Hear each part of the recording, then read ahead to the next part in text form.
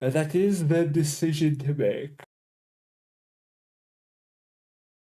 Let me activate that. Yeah, there we go.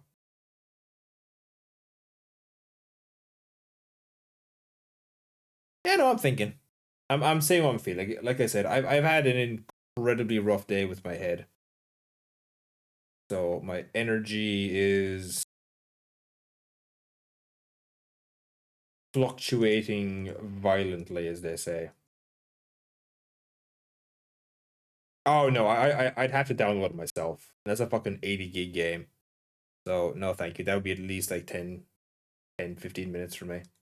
Which I know is still very good, but not in the middle of stream. It would cause things to lag like crazy. Oh my god. I mean, the fact that I'm yawning so much is probably telling me. I'm pretty much sweet. I only have a terabyte hard drive, so kind of gotta. I have two 1 terabyte hard drives, and the second one is pretty much spoken for. And my system hard drive is only a terabyte as well, and that's pretty much spoken for because of an annoying bug with installing stuff. Let me see. Let me see. Let me see.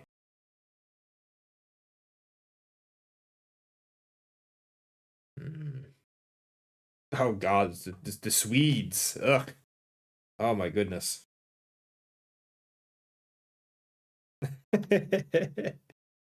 Oh God. I'm curious. Do y'all have anything you want to chat about? Because I'm happy to keep chatting for a while here, but I think I'm probably going to stick to a chill game. Like I might just hop on 14. I've only a little bit of leveling left to do on 14 until I'm done leveling. Because I have Astro to like halfway to like 99. So it's like 99. It's like as in I'm halfway through 99 to 100, and that's the last class I have to level. Then I will have every class finished leveled for Dawn Trail.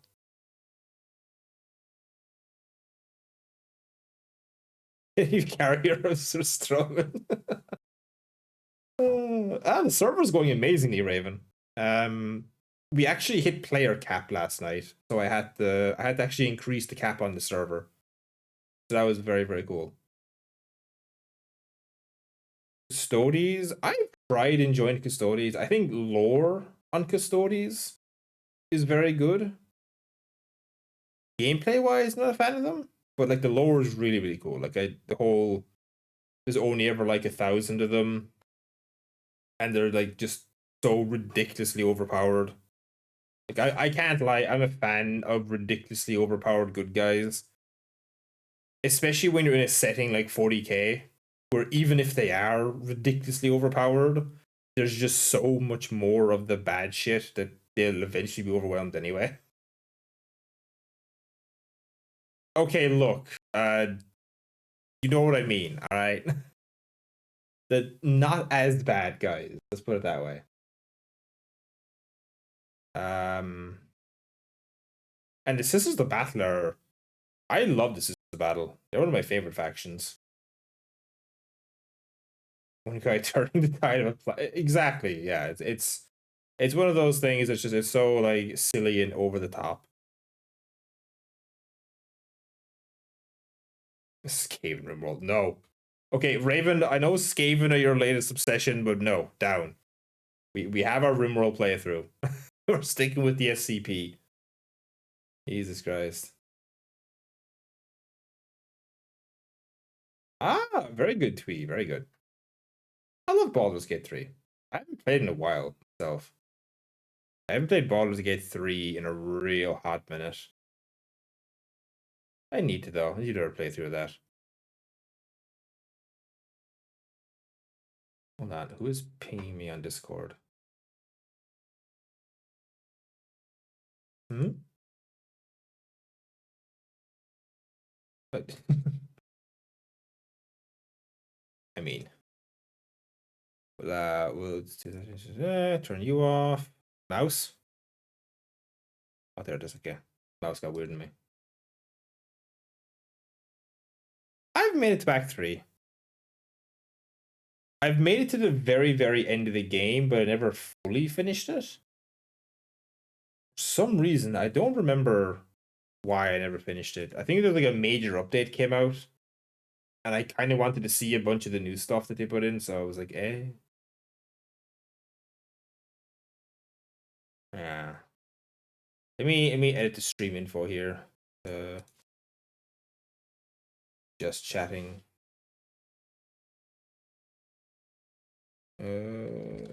Chatting. Oh, I thought he in there. Ocean and survival. Yes, yes. Alright, there we go.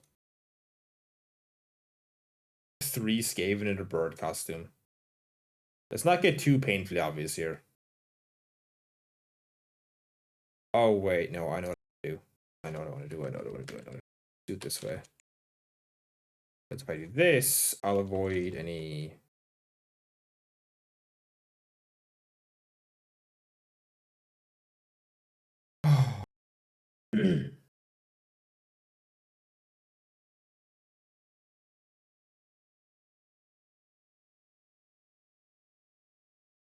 remember...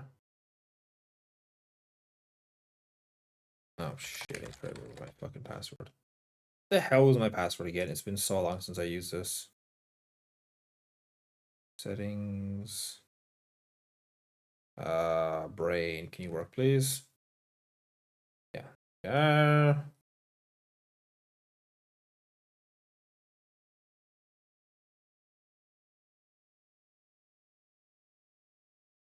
Alright. Copy. Is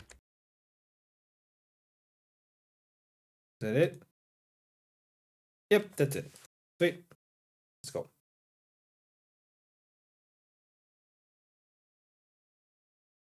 That is something I've definitely contemplated doing, Raven. I especially with the DLC dropping, I've been having a lot of fun with Warhammer 3, especially Norska. I've been loving the Norska rework myself. I'd be more than happy to do a run of that some night. Just play a few hours of it.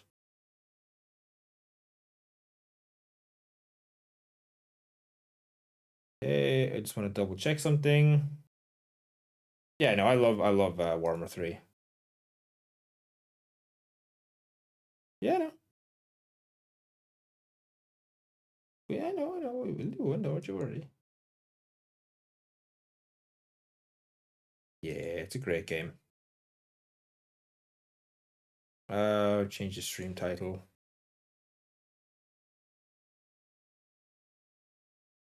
There we go. I'm done. I mean, in all fairness, even without DLCs, you can access like the entire game. Okay, so let me just check some stuff here. Yeah, we're fine. Good, Anakin, good. Oh, okay, yeah. If you only own like Warhammer 3, then yeah, you can't. Yeah. Like if you only own like Warhammer 3, you can't play like dwarves or Skaven. Yeah, no, you can play the glorious Kislev and all that. Let me just change my settings here. Just to give you all something to look at while we're chatting. It gives me something to do while we're chatting.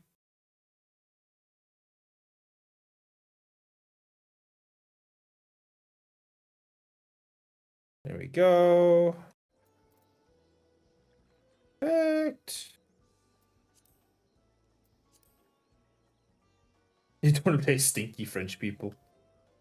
Okay, wait. Okay, which Warhammer do you own? Ravencry. Do you own 1, 2, or 3?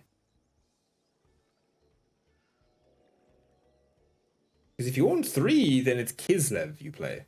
The French, the fantasy Polish people.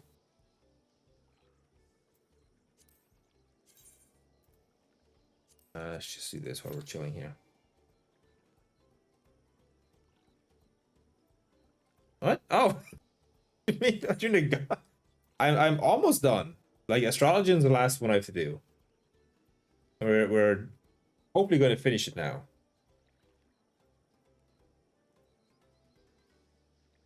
No, yeah, I've been playing I've been playing 14 since the 2.0 like relaunch. On and off, mind, but yeah. Be the fantasy Germans then. Oh, Final Raven Cry.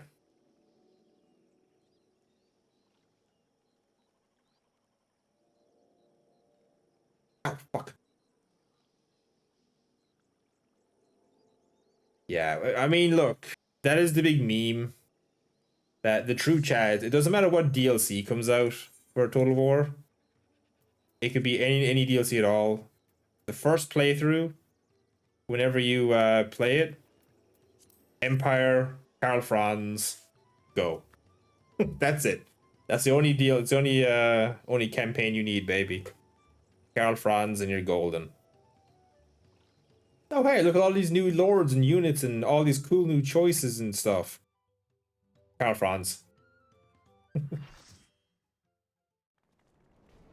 Oh, thank God. Okay, I was hoping for an easy one. I didn't want one I had to try. There's a few of these alliance raids where I genuinely have to try and I just did not feel like it.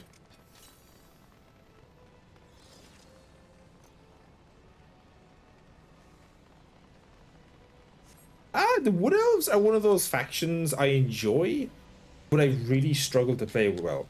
Yes, Twee. I'm doing my alliance roulette, and thankfully I got Crystal Tower, so I can just like literally fall asleep in it, which is what I wanted. Ah, fair Ravencry, fair.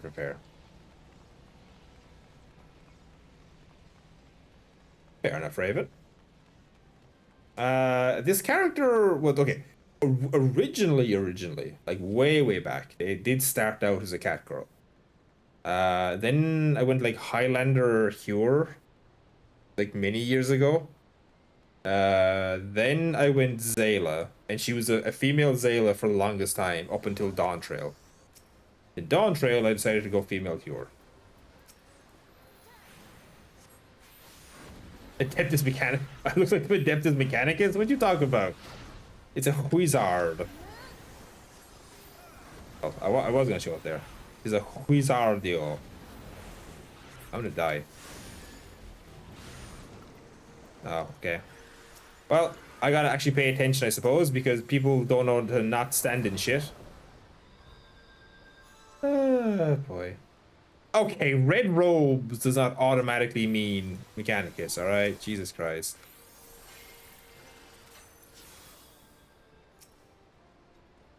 Come on. Come on, buddy. There we go. Praise the Omnissiah. Goddamn Ravencry. But yeah. Oh, my leg. Holy shit.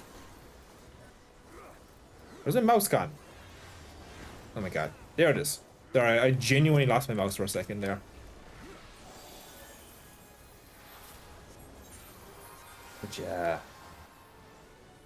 The cycle back to Total War for a bit. That is one of the main like positive points for me of the Total War franchise. Well, with the Warhammer ones.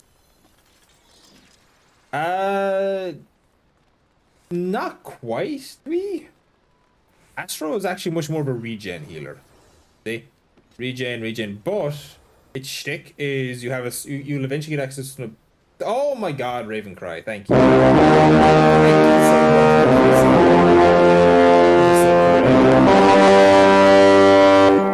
There you go. The horns and the deep sound. Yeah, no, it's meant to be that loud. That is intentional.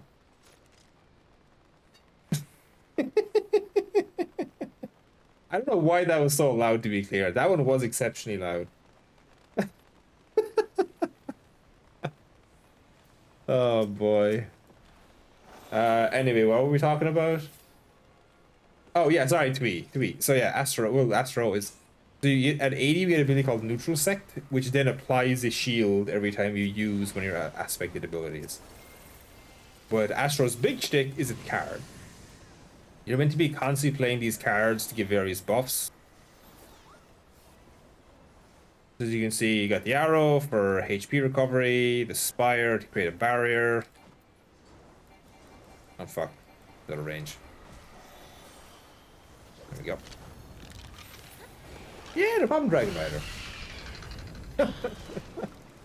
On with the meds.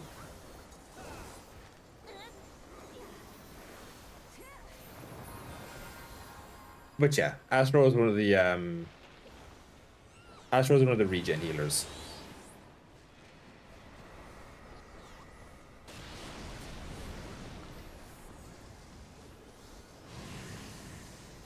Astro is definitely the mage as well that has, or the healer that has undergone by far the most drastic changes of any class.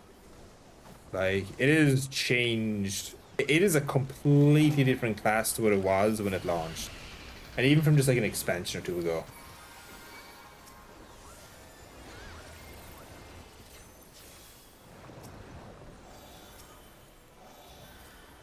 Because all the card system used to be entirely RNG.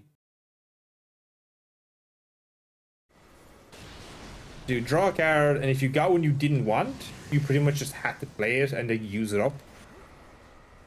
Or else you had to use like a recycle ability.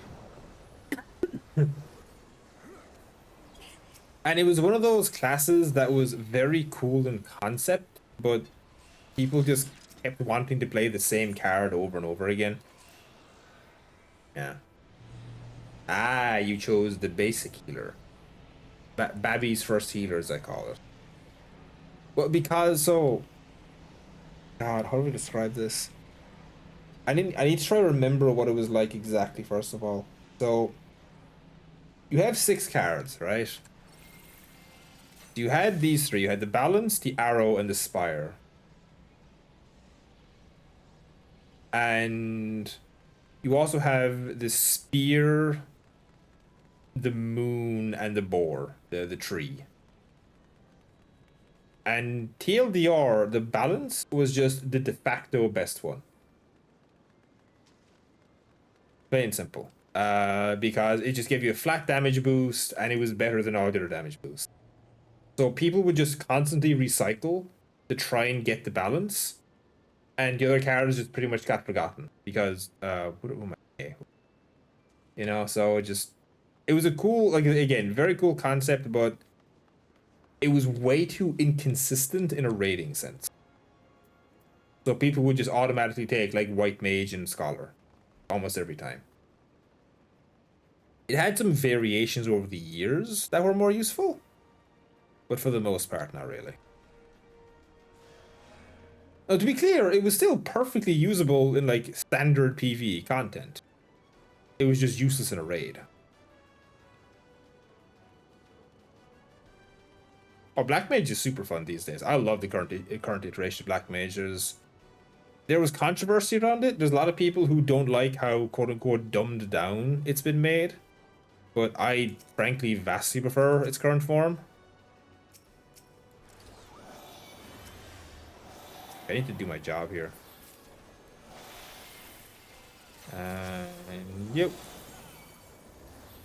Oh, stay on the platform. There you go. Good boy.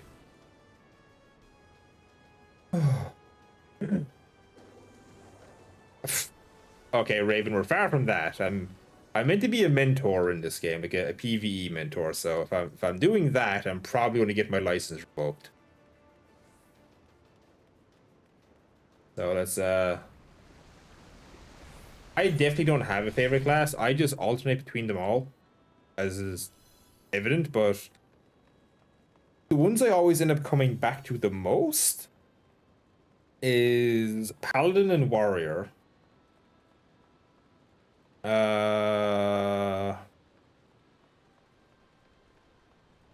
Samurai and Monk. For healers, my favorite has definitely become Sage, by far and away. And let's see, for the range DPS, really this section here is 100% just whatever I'm feeling. Like, I love all 3 range DPS. Or with the class and chosen. Okay, 1 second. I need to at least pretend like I'm doing something here.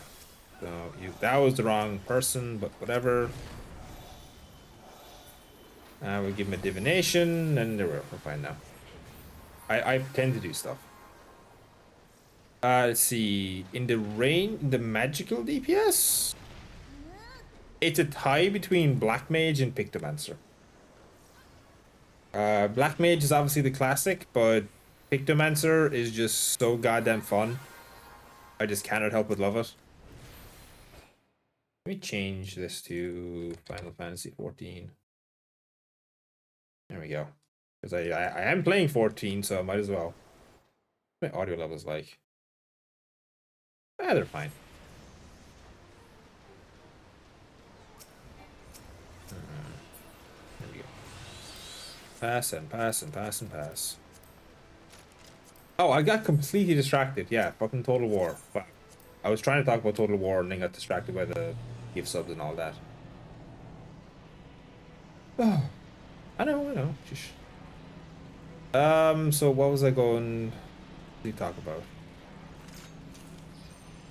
Oh my god, brain, please, can you do your job and work? Oh, the DLC stuff, right, you're right. That is one of the big things that's very good about Warhammer 3, is the fact that after making it now, where it doesn't matter what edition of the game you have, whether it's 1, 2, or 3, you will have access to Immortal Empires, the big old sandbox. And it's basically you just pick and choose what DLCs you want. So there's no need to like spend fucking 150 or however much euro it costs to buy all the games and DLCs. You just grab them as you want them. But yeah, you know what I mean. Yeah, whatever. Anyway.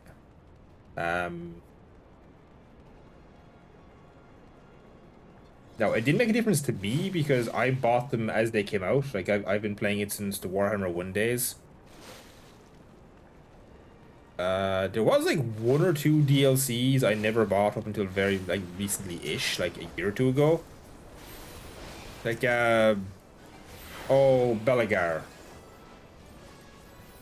Oh, come on, tank, please. Okay. God, guys, please. Oh, we're gonna go boom if they don't do this right. Wait, did they remove it? Hold on, did they remove the mechanic about them? No, bomb is definitely getting bigger. Oh, okay. I have not wiped this boss in, I genuinely want to say, like 6 or 7 years. And I'm going to be very annoyed if we wipe it now. Are you shitting me? Oh my god. Okay, I'm popping div. Okay, I need to actually, like, semi-concentrate for a second here. Like, God almighty. Okay, I better actually do some healing. Jesus Christ. Again, I need to pretend I'm doing stuff while I'm talking. Ah, okay. Please kill it. Please kill it. Thank you. There we go. Alright. And a minor inconvenience dealt with. So I'm gonna tell y'all, so a fun fact about this raid. There's an armor set in this raid. The Warrior of Light armor set. Alright? And way back in yonder days of 2.0, when I was a young sprite, like 20-year-old maybe, something like that. Probably younger, honestly, probably 19. I really wanted the Armor of Light. Because I thought it was the coolest thing in the world. It's literally based off of the Final Fantasy 1 Warrior, like the cover art. And it looks cool as shit. And so I proceeded to try and get it. And obviously I had to do it on Paladin. And to be clear, this was back when you had to do every mechanic properly. There was no, like, speedrunning it like there is these days. Like the... Okay, we're gonna... Okay, can we not... get us killed, please, by Giant Giant? Like, so these towers here, you actually had to do these towers all the time, or else the party would just wipe the electrical damage on the floor.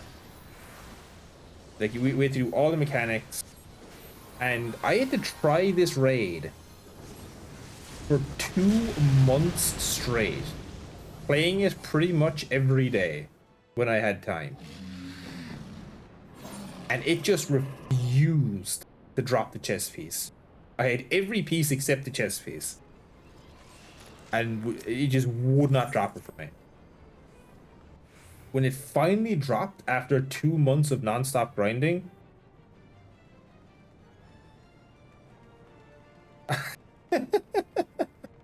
I know. It was just funny. There are some fun things to being older as well. But yeah, when it finally dropped, I think I unironically, like, I flung my keyboard up into the air, like celebrating, and then I had to scramble to catch it, so it wouldn't like slam down on top of my fucking monitor or something.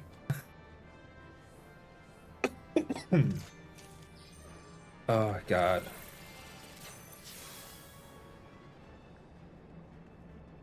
So yeah, I have a few grinding stories like that for this game, quite a few actually. Now I think about it. Let me think. What was another one? What was another one? Wasn't two. Oh, there was, okay. So there's a 2.0 dungeon. Okay, Twee has definitely done it. Raven, you might be up near us. I'm not sure. It's the one where you go onto the lake and you fight the shade of Midgard Zomer amongst like some Allegan ruins. Sorry, Garlemald ruins. Yeah, that one. The Shikari set drops in there. It's the Shikari, and there's there's a chess piece called the Pickaroo. And it's just like kind of almost like fantasy barbarian type of one. It's post ARR. Yeah, Raven. That's what I'm saying, you might have gotten to it. No, it's a level 50 dungeon, but remember, post ARR is technically all level 50. If you're talking about Heaven's Ward, then that's going to be 53. But anyway, yeah, they're well, roughly, yeah, it's possible. Oh, okay, let's not die, please. Ooh, that was a little close. But anyway, yeah, there's a chess piece there. I still don't have it to this day. I actually need to go back and grind for it. Yeah, that chess piece, I was never able to get it. Just fucking throw some random things up here. It really doesn't matter. I don't need to try. I had it, to be clear. Like, years and years ago, I had it, and I somehow lost it. I think I, like, accidentally deleted it or something. Because this was back before the, This was back before they had, like, a protection against deleting things. Really, guys? Really? Oh, my. Oh my god. Greed. Fucking greed. What was that about greed?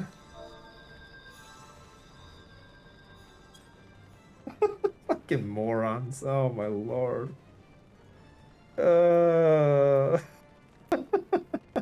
Anyway. But yeah, I need to go, especially with the lifting of the glamour restrictions. With the lifting of the glamour restrictions, I need to go back and refarm that top. Yeah, I just remember that too. I hate the default Hero run. I absolutely hate it. I hate the Senpai run. So god awful. That's the one thing I miss from being a Zayla, is the animations. The animations are so much better on Zayla. But I just got sick of having the resting bitch face.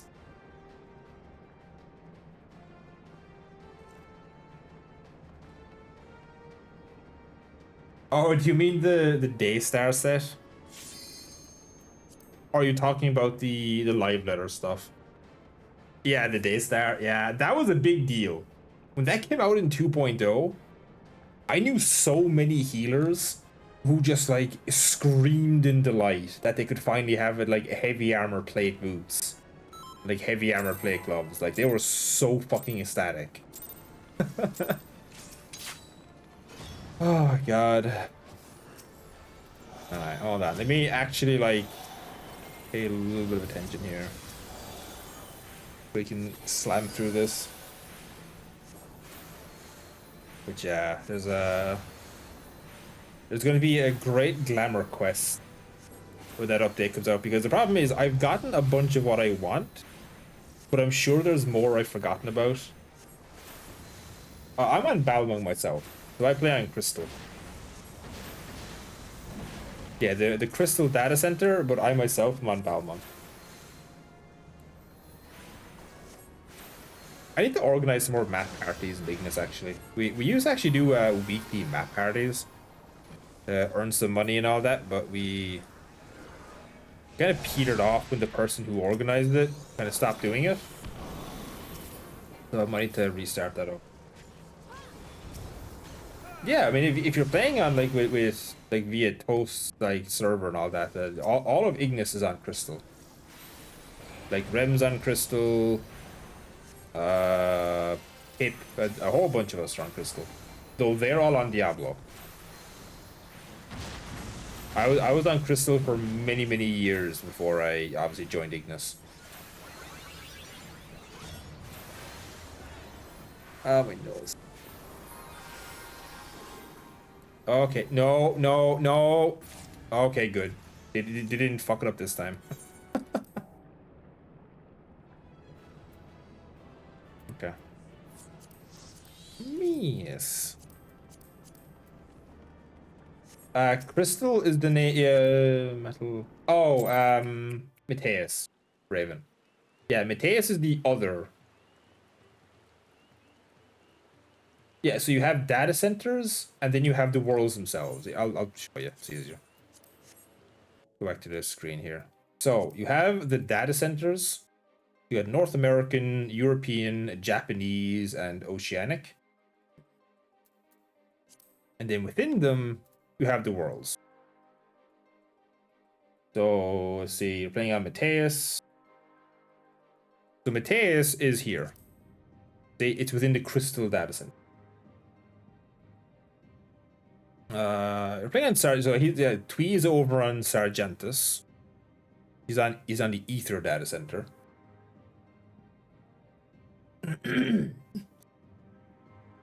Let's see. You got Dynamis is the newest one. That's so, and the neat thing about it is you can travel to any other world within a data center. So like I can travel to Brynhildr, Diablos, and do content with people, etc., etc.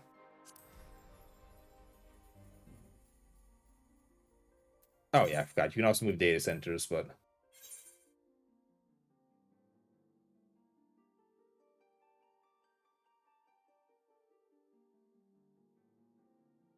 get loaded in here.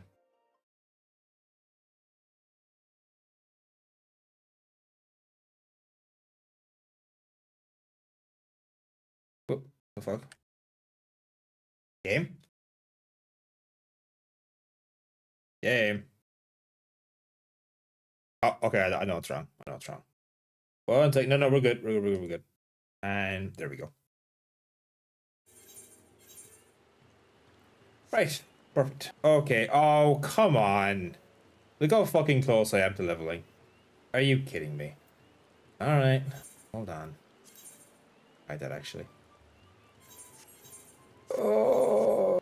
Could do the PvP. The PvP would like knock it out real quick. I refuse to do main scenario.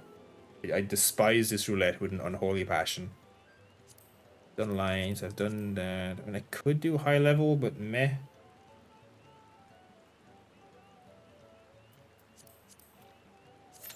We'll just do front line. Oh, boy. Let us go back to the house. Go back to the big house. The big house and the big blue house.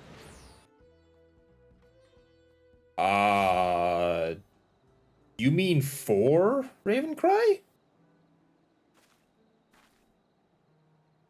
Or do you actually mean the abomination that was 3? I never touched it. It was an unholy amalgamation of absolute trash. Oh yeah, here's one of the houses I live in here. You will show off. Fucking see what it's like. Hold on, it's happened to some people were. God, that was modded. You know, let's get festive, shall we? The hood won't show, but that's fine. There we are, a little festive outfit. Yeah, I never touched 3. I despise what they did with 3, and I'm glad that I never touched it. No, do not play 3. I would, but the problem is, Raven, I've been calling you that for so long now that it's going to be near impossible to switch out. Okay, let's have a little walk through the house here. So, 3? Okay. 3, let me try to describe it for you. 3 was their attempt at quote-unquote modernizing Dawn of War, where they tried combining StarCraft with a MOBA. Plain and simple. They tried combining StarCraft with a MOBA, and they just produced this absolute shit pile of a game. The only good thing to come from StarCraft 3, or well, basically, the only good thing to come from Dawn of War 3 was, oh my god, the cinematic. Literally, the cinematics and like the trailer are like the only good things to come from that game. Not really, Raven. They're a unit that can appear in there, but that's it. If you really want to play stuff like that, go play the like Unification or the Ultimate Apocalypse mod pack for the original Dawn of War, for Dawn of War Soulstorm. Just go do that instead.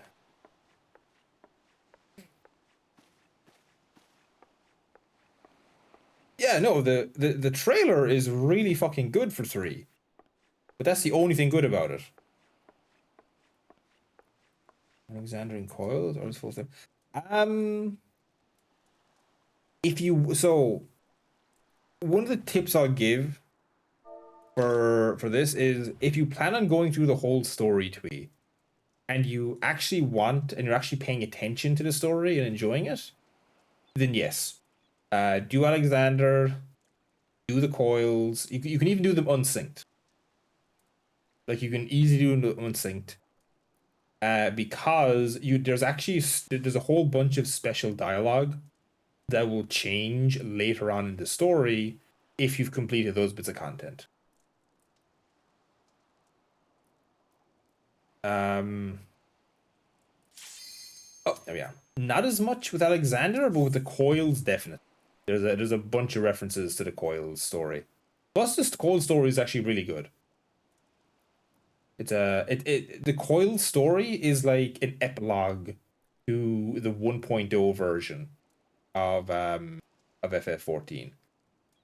That's kind of the best way to describe it. It shows you what happens to some key characters after the end of the world in 14. Oh well, the calamity, not the end of the world.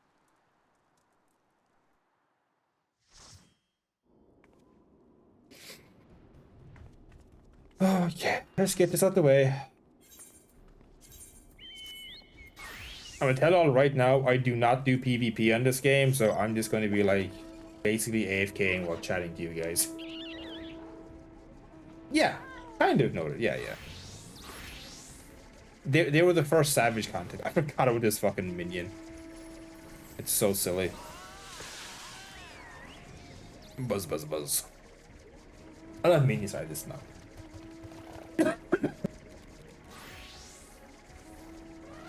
Crystalline Conflict is good.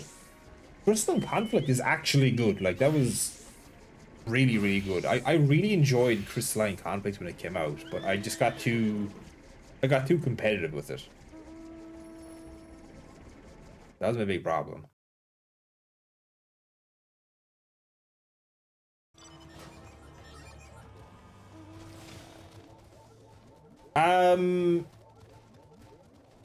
Yeah. Okay, if you're doing them synced, twee, like some sort of fucking madman, then yes, they are about that level of difficulty. The coils were pretty infamous for the difficulty levels. If you're some kind of absolute sociopath that was gonna try to do that. Yeah, like minimum item level synced, you will want to die. I don't know why you do that yourself, but you can do that yourself. But yeah. Oh, two? Two is an interesting one to me. Oh, I don't have any healing, do I? Whoopsies.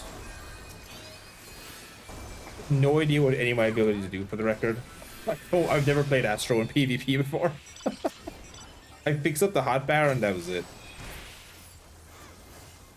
Yes, yeah, no. So it depends what you're into. If you enjoy more squad-based combat, with much more involved micromanagement, then Dawn of War 2 is the game for you. No pun intended. If you prefer more like large-scale battles, then you'll enjoy Dawn of War 1.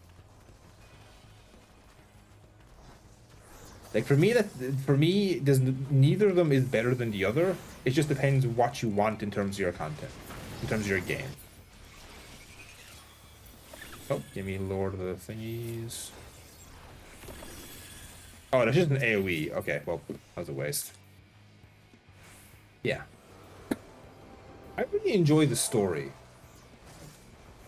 Oh yeah, no, Beyond All Reason is the ultimate, like, just mayhem PvP game. I would agree with this. Ignis fucking loves it. Damage Releasing.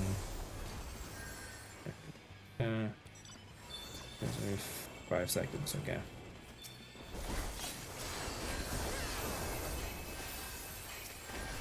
I need to heal myself now. What the? Oh, okay, I got sniped.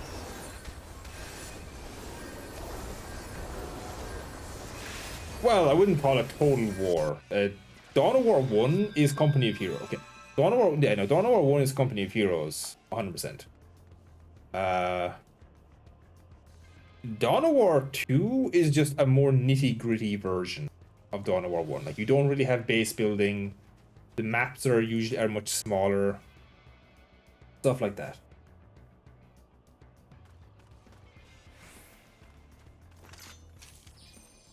What? Okay, it's not modern StarCraft. Yeah, no, it's a Command and Conquer game. Yeah, it's not StarCraft at all, I don't think. At least I don't view it as such. Oh, we're actually winning. Nice. The quote-unquote modern StarCraft game is that that attempt by ex-StarCraft devs. Oh, that is not what I meant to use. Oopsies.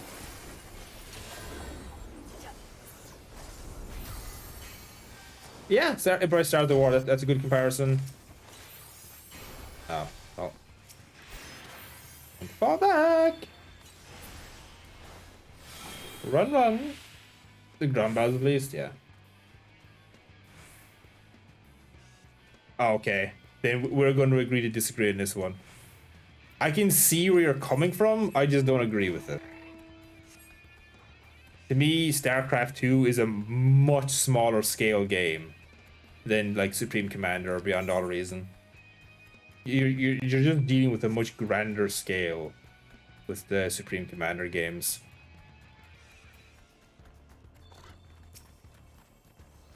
No, let me save you.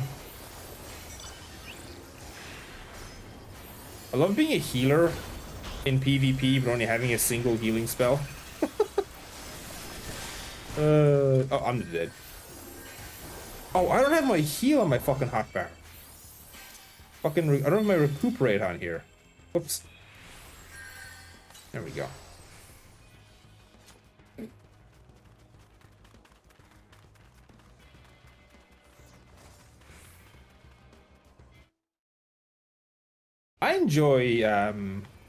I do enjoy. Hey, look, I'm doing basically nothing and we're winning. That should tell you about my involvement, all right? If I start getting involved, I'm basically going to be feeding points to the enemy. It's called a spade here. I've always been terrible at fucking at MOBAs. You want to know the one MOBA I was ever any kind of good at? Was the fucking Cartoon Network one. And yes, that was a real MOBA. There was a Cartoon Network MOBA you could play on the Cartoon Network website, and it was basically baby's first MOBA. And that's the only one I've ever been kind of good at. Oh boy. Oh, we got the goo-boo. Achoo! Yeah. I'm curious, is there anyone here who played that MOBA for the limited time it was live? God, that is really aging me now, holy fuck.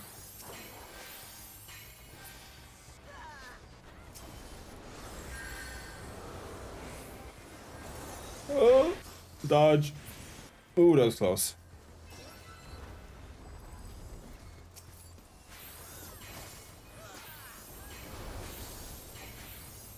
Yeah, my brother in Christ, I'm trying to heal you, but you're throwing yourself into danger here.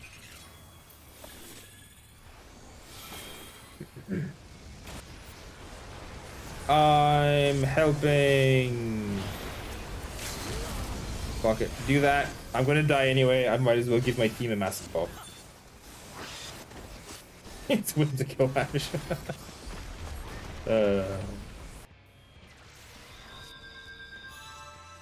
I tried Expedition 33 and I was really loving it. And then I just kind of got bored. Like a lot of single player games, I just get bored these days. Like I think I got to like that weird like little stuffed doll village in the underwater zone. And I just kind of got bored. What's up, Twee? Oh, why am I over here? I'm gonna fucking die. Oh. Thank you, Twee. There we go. It was 1 to 5, so whoever added money on 1 to 5, there you go. You got yourself some money.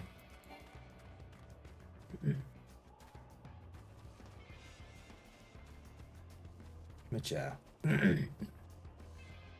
You sold Atari? Nice.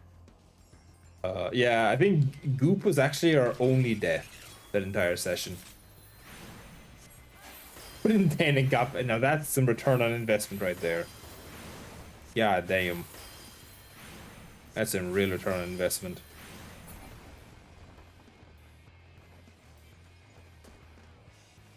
What about you guys and gals? Do you have any games that are on your quote-unquote list that you've been meaning to play for like a long time, but you just haven't gotten around to it? For one reason or another.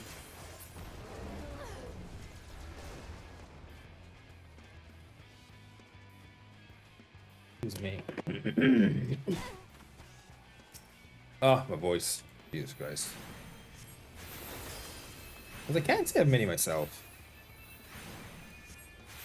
Especially with the like with my discovery of a reliable, ethically sourced video game site. Call it that. Oh, Chaos Gate? Yeah. I've completely fallen out of love with turn-based strategy games. My one exception is like Girls Front Line, and that's it.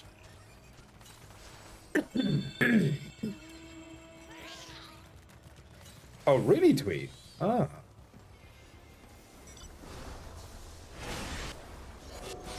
Oh, fucking throat. Jesus Christ.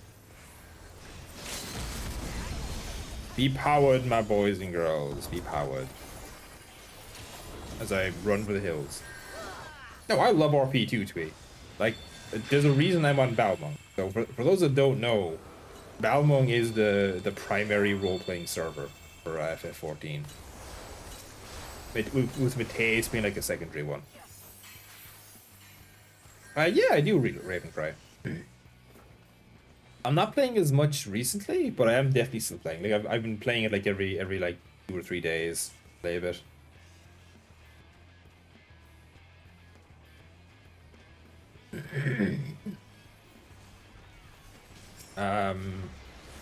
I have played Dune. The Dune game I think is super fun, and I would definitely go back to it if I could get a group to play with. Especially now that they've introduced the whole base saving mechanic. Yeah, no, look, I think Girls Frontline is, in my opinion, the best gacha game in terms of how much free gacha material it gives you. Like the materials to do draws, I think it is by far the best gacha game with that. Like it gives you so much stuff to do free draws. I've never once had to pay money, and I have like a whole bunch of like high-end characters. Like it just dumps the materials on you. And I'm doing like in like regular gameplay too. I don't even mean for like special events. Like it's so easy to get. But yeah. I'm like level 47, 48 in that game, so I'm not super deep into it. I've just been like casually playing it at work whenever it's like super quiet.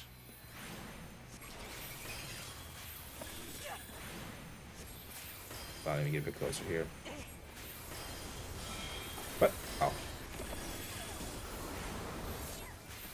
I love Return. I need to play Return to Moria. I haven't played Return to Moria since the big update. I was originally going to do a Return to Moria server before Vintage Story, but then I found that Broccoli offered like the free trial, so I was like, fuck it, why not? And plus I didn't know how many people I'd actually get for Return to Moria, because it's nowhere near as a popular game as Vintage Story, and it's also more expensive. So I was like, Vintage Story is also like the safer bet. You know what I mean? And also obviously much more moddable with much more replay value.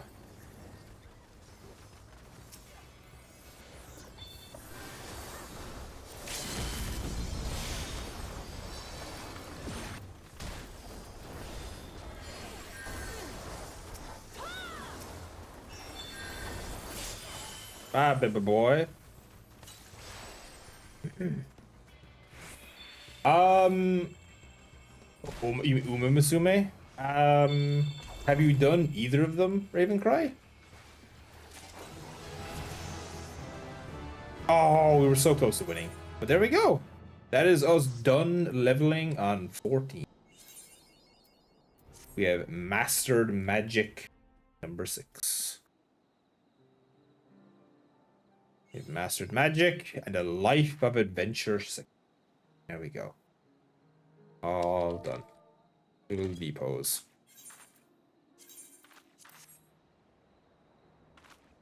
There we go.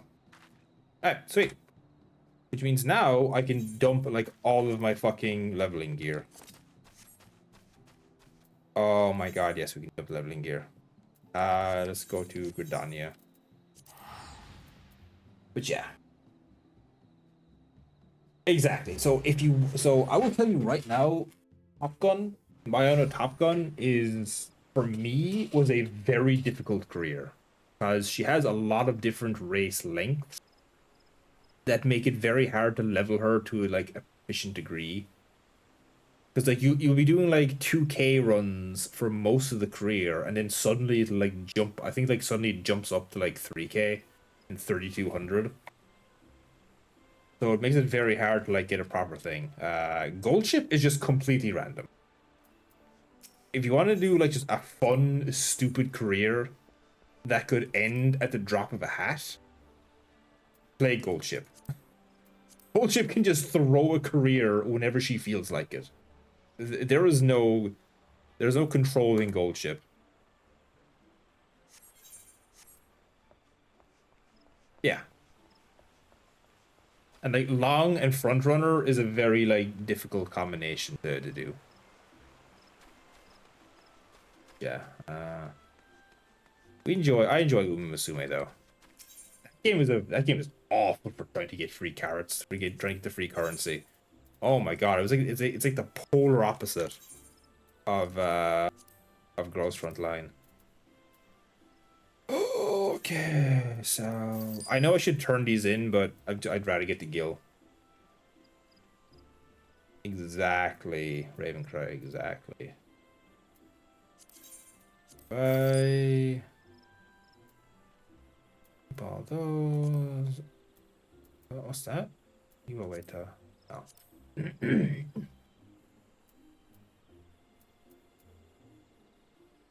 I did do a new career in her actually. A new career in that.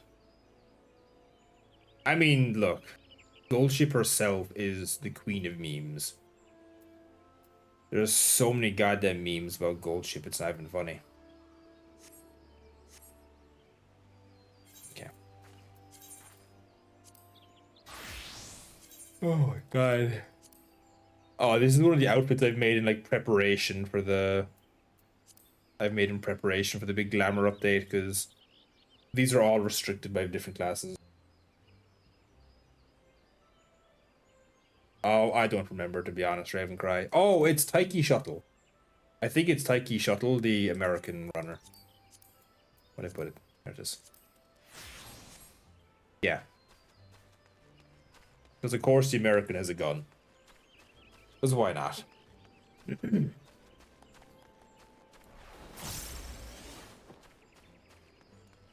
Okay, so that's that done.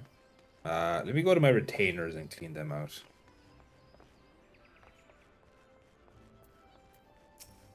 Do some housekeeping here for a bit. Oh, then never mind. It's not the horse big enough. I have no idea then. If y'all want a genuinely good anime to watch, go watch the Uma Musume animes. They're legitimately some like real fucking tearjerkers. Hey, there we go. We're back above 14 million. Oh, they're really really good. Like even if you've never touched the game, on their own, they're really fucking good shows. Like wonderfully paced, got some really good comedy in them, animated really nice as well. Like there's the second season definitely trends more towards CGI for the races, but the first season, like almost all the races are like actually animated, super fucking pretty. Yeah, there's you have 3 seasons. It's either 3 or 4 seasons of the quote unquote regular, the Pretty Derby anime, and then there's a whole bunch of spin offs as well. Like the one that's currently airing is called Cinderella Grey. That's supposed to be very good, but I've yet to see it. Dump, dump, dump, dump, dump, dump, dump, dump, dump, dump, dump, dump. I have one. Fuck. Dump, dump. Hey, keep going. I'm basically clearing out the my retainers and whatnot in anticipation for the glamour update when I have to go gather a whole bunch of extra stuff. Yeah, exactly, Ravencrow. Yeah, every season focuses on a different hunts, as it were, or a different set of hunts. Now it might so like the first 2 seasons, it's the same group it focuses on, but different members and their own like little stories.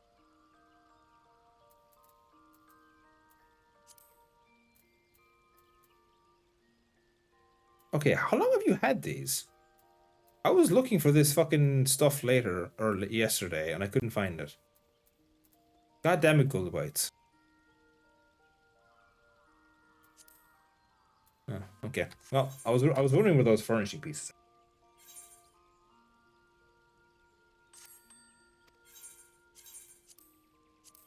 Okay. Yeah, I left all these in here for a Get rid of the gaming. Oh, right. dump. Yeah, really loud.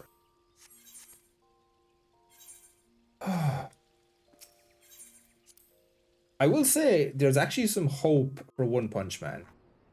There's a tiny sliver of hope because the last 2 episodes have actually had animation in their fucking they've actually had animation in their fights. It was truly mind-boggling to see. After nothing but still images for like 7 episodes, finally having some animation in them has been like finding the goddamn oasis in the desert. Okay, do sell. I really should deconstruct these, but fuck it.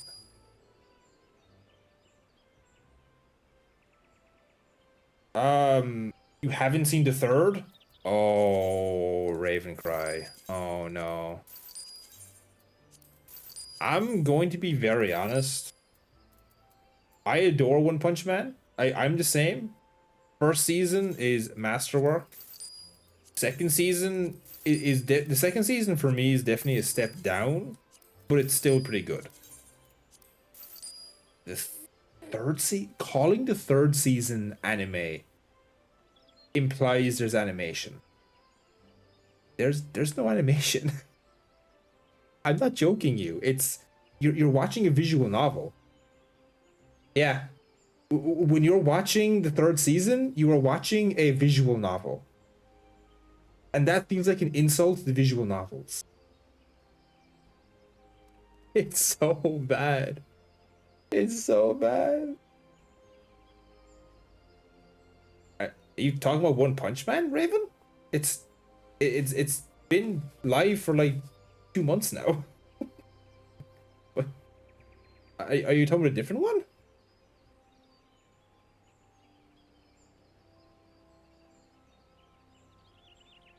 Death by PowerPoint.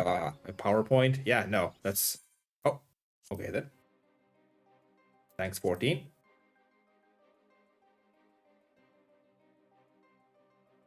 And I can assure you, no.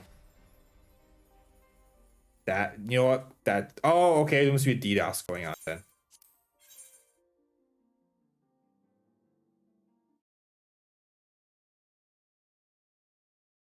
Okay, yeah, there's a DDoS going on then.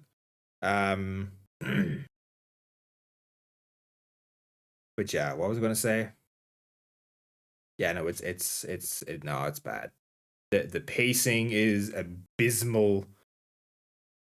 Like, ugh, I don't know, man. I there was two big moments. There was two big moments that they had the potential to salvage the season, and that was the big fight with Garo and the two villains, which was utter garbage, and then the big fight outside when you had all like the A and S class heroes fighting, and it was just still images. It was still images and tweened JPEGs. Now, finally, like I said, the last 2 episodes, there has been actual animation in the fights, like the flashy flash fight and the child emperor fight. But I just got nothing. It's sad. Like I feel so bad for GC staff. Like Bandai Namco have literally fed them some like graham crackers and said, "There's your salary for the season." Oh yeah, Kaiju number 9. I enjoyed Kaiju number 9. That was I've enjoyed it. The second season for me felt like it dragged its heels, like really bad. Like I don't know, the pacing in the second season felt way worse than the first one.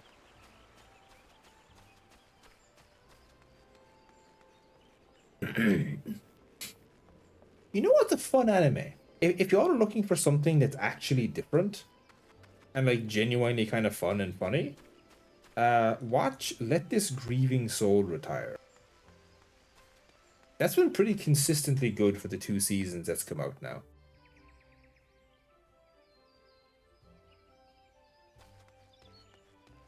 Yeah, I guess Ravencry. Yeah. Yeah, sure, Atari. What was that?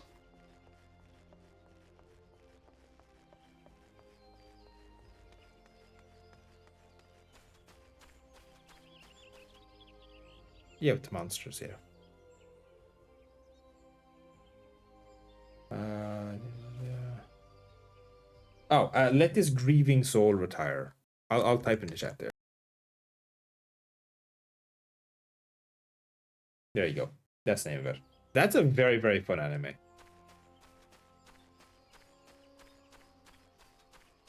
I don't even want to give a synopsis because I feel like it takes the fun out of it, but you can look it up and try it out. It's a very, very fun anime. You know, while we're chatting, if I'm going to be doing nothing because I've literally just finished leveling, let's just do a stroll through the world. This is something I used to do a lot when I was way, way back when. Because I really enjoy the world of 14. I like just walking through it. So we can, while we're chatting here, we'll have our stroll through the realm. Because my route was always I'd walk through the shroud and go all the way over to... I'd go all the way over to Thanalan. I teleported, which TPs to warmer areas, but the way up to the warm TP is hard to remember. And we can't remember to get up and down. Take straight down to the TP. You know what? You did the dwarf thing. I'm proud of you, Atari. Your inner dwarf came out. So what happened when you dug straight down? I'm getting the feeling here that... Ah! Well, there you go then. Very, very nice. Grimgar. I can't say I have Ravencry. I've been kind of slacking on anime watching of late, to be honest. I've been really slacking. I should start strolling from here. No point rushing. Just take your time and take in the sights. Oh, then no. Yeah, I definitely have. No. You know, let's go cinematic mode here. Hide inventory grid. Hide the minimap. Hide the server info.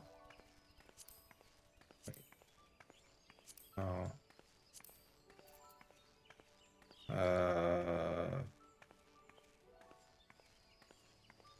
And save.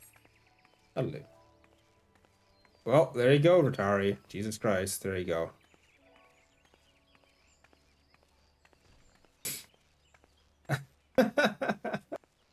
Ah, so you found a nice generational wealth worth of iron. Kind of like how we did on Toast server. It's kind of funny. That's hilarious. Oh, Grimgar. Let me look this up. Let me watch. Grimgar. Oh, I have seen that.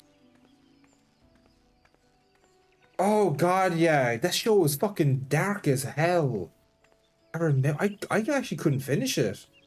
It legitimately got too depressing for me. Like, oh my God, that show was dark. Yeah, no, like, good Lord, I actually got too. That show got way too sad for me.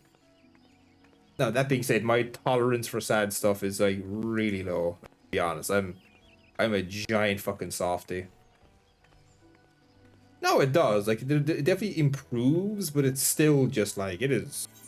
It is a brutal show. Like, Mamma mia. I need to go this way. Yes.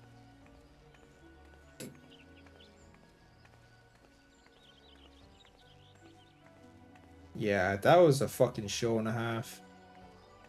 I've watched so many isekais. Like, I can't help it. I'm the worst person because I'm a sucker for that goddamn isekai slop. Not as much anymore, but I used to just devour them all. I was so bad for it. Like, obviously my first one was fucking Sword Art Online. After Sword Art, My next one was Log Horizon. I really like Log Horizon. Um, though I very much prefer the first season of Log Horizon when everyone's trying to like figure everything out. I think it definitely loses some of its enjoyment in the later seasons. But that first season or two, I really, really love. Oh yeah, no, there's some awful, especially recently, man. Like I said, I haven't watched many recently. I think I tried watching No Game No Life, but I never got into it. Connecticut Yankee in King Arthur's Court. It sounds very good, Zachron. I need to find that one. Hmm. That sounds like a hell of a read right there. Connecticut Yankee in King Arthur's Court. Oh, what the hell? It's a Mark Twain book. Oh, of course it is. Of fucking course it is. Fucking Mark Twain. That's hilarious. What the hell?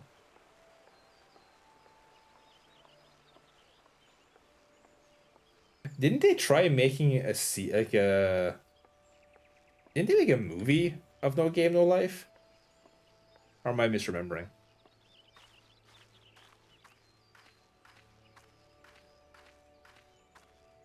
I don't know. I might be misremembering. Oh, there you go. It was a prequel. Okay, thank you. I knew it wasn't crazy.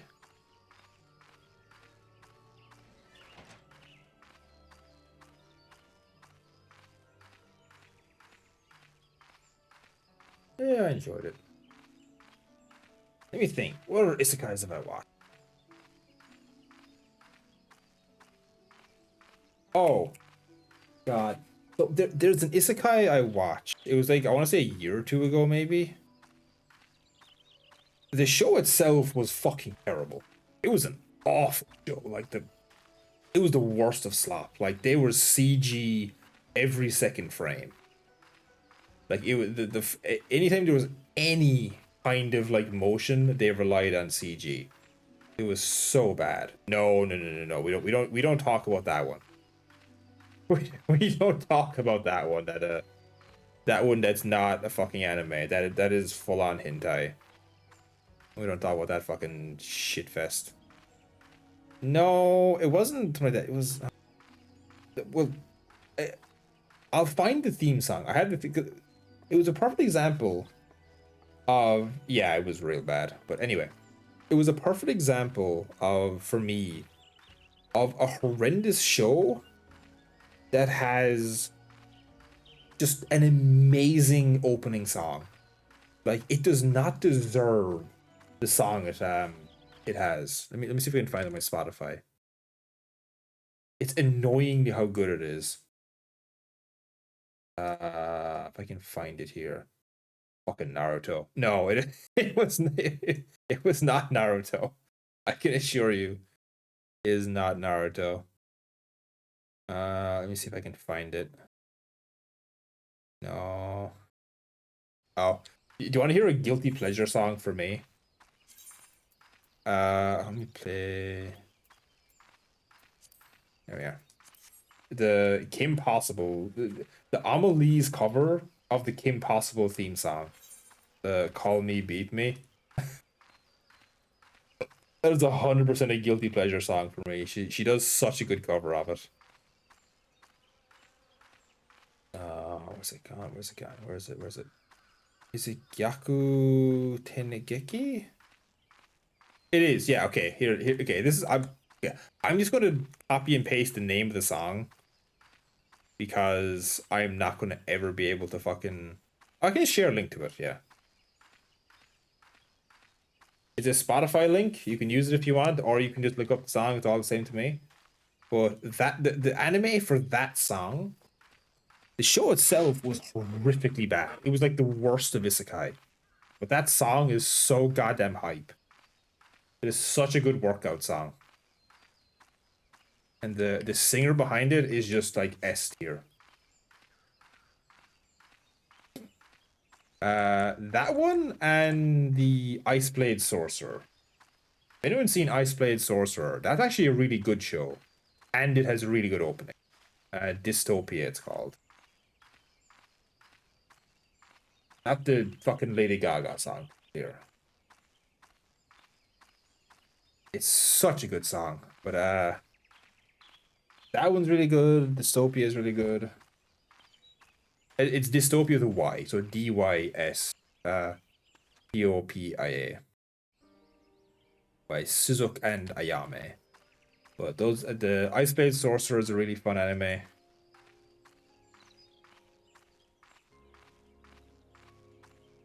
Obviously, Database. There's some anime songs. Y'all have any specific anime openings or closings you really enjoy? And it can even be some old classic stuff. Like it can even be some like old Dragon Ball Z Kai. I really enjoyed Dragon Ball Z Kai's opening. Dragon Soul. It's a really fun one.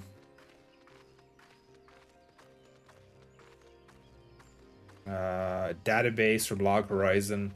I think that's super fucking good. Excuse me.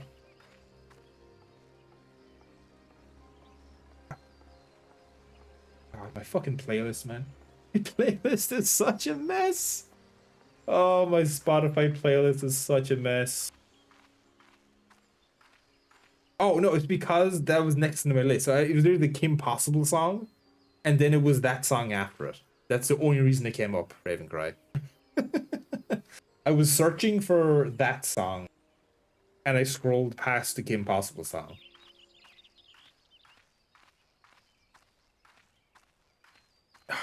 There's almost none of the older songs I enjoy like that. Like what is the original Macross opening? Oh, there's someone doing some mining. Oh, I can tell you right now what they're mining is dye. One of the dye materials drops here. It's a very popular farming spot.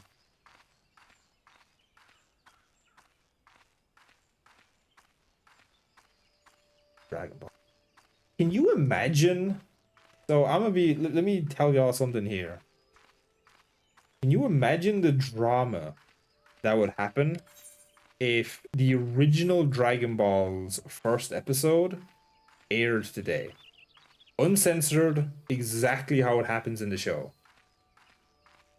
You imagine the fucking screaming that would happen on like social media. Like to be clear, if it would it release on a kids network? Like it somehow slipped through the censors and released on a kids network.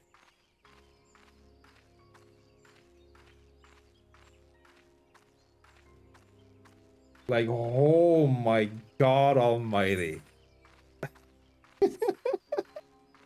The screaming on Twitter and fucking it would probably make actual news as well, which is about depressing. Censored from orbit. Yeah. The fucking 4 kids would come in with the orbital Gatling sensor cannon. Oh, Ratari, yeah, fair enough. TLDR, a lot of very age inappropriate things happen. I'm just gonna put it that way. It's to be clear, nothing nothing actually like erotic or like stuff like that happens. It's meant to be taken in a comedy sense, but the age of the characters it happens to makes it incredibly like weird to look at like all these years later. God, it's so weird.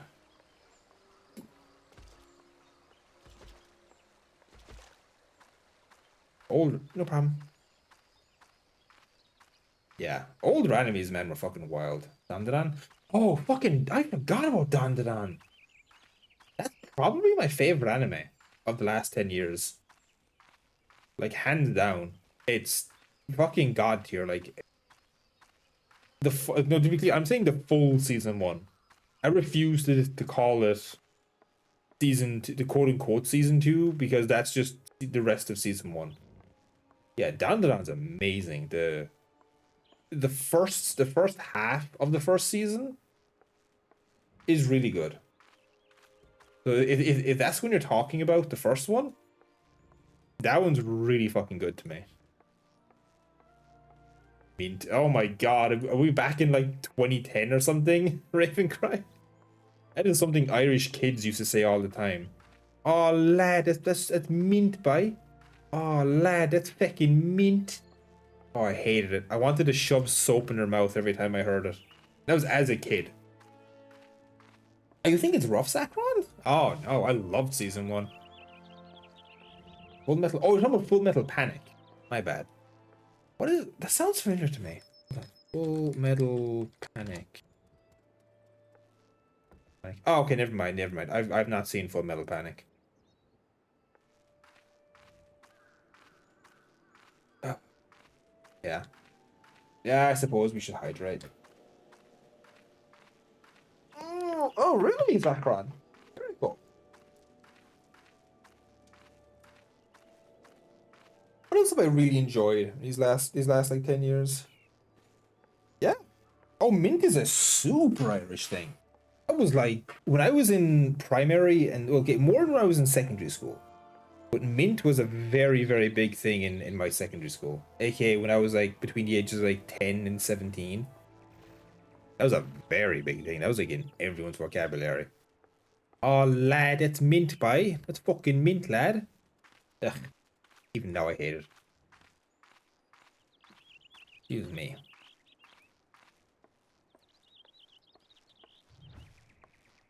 Nah, I enjoyed it, man.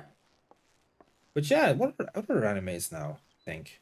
Oh, Kill la Kill. Yeah, I enjoyed Kill la Kill. I feel like Kill la Kill kind of overstayed its welcome a little bit. I think that's an anime that could have been just 12 episodes. It didn't need to be 24. Mint.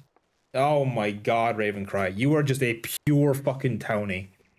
You are a pure Irish townie.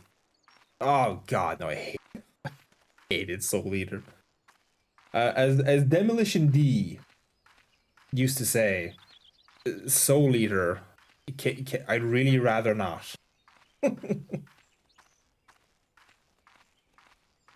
I will do, Zacron. I will do. Yeah, you're that is a pure Irish townie thing to say. Oh lad, it's mint, by. Oh god. Uh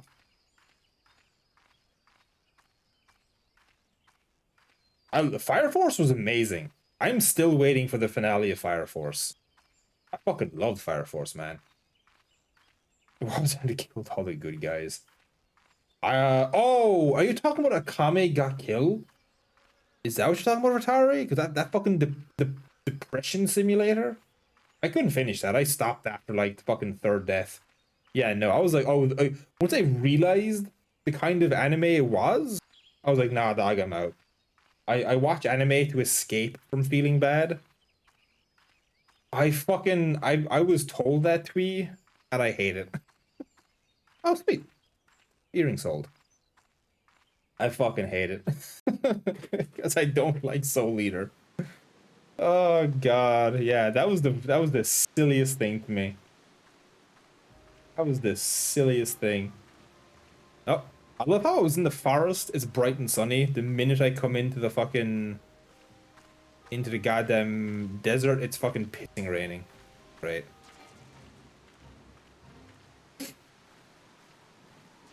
Yeah. What else? What else? What else? What else? Yeah, no problem, Ravencry. I think in terms of long running animes, the only one I've ever watched entirety is Naruto. And Dragon Ball. Sorry, yeah, I've obviously watched Dragon Ball. Well, Dragon Ball Z specifically, and Super. Um, I wasn't able to get through all of the original Dragon Ball. Like, I really tried. I think I got like 40 or 50 episodes in, but I just got bored and stopped. Uh, I tried watching One Piece. That, no, to be clear, I tried watching One Piece after watching the live action Netflix show. And that was my big mistake. It was my big mistake. To be clear, I loved the live action show. the live action show to this day is still like the rarest example of an anime being turned into a live action thing and actually being good.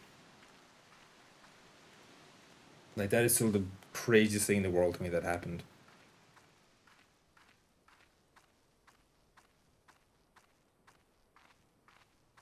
Yeah.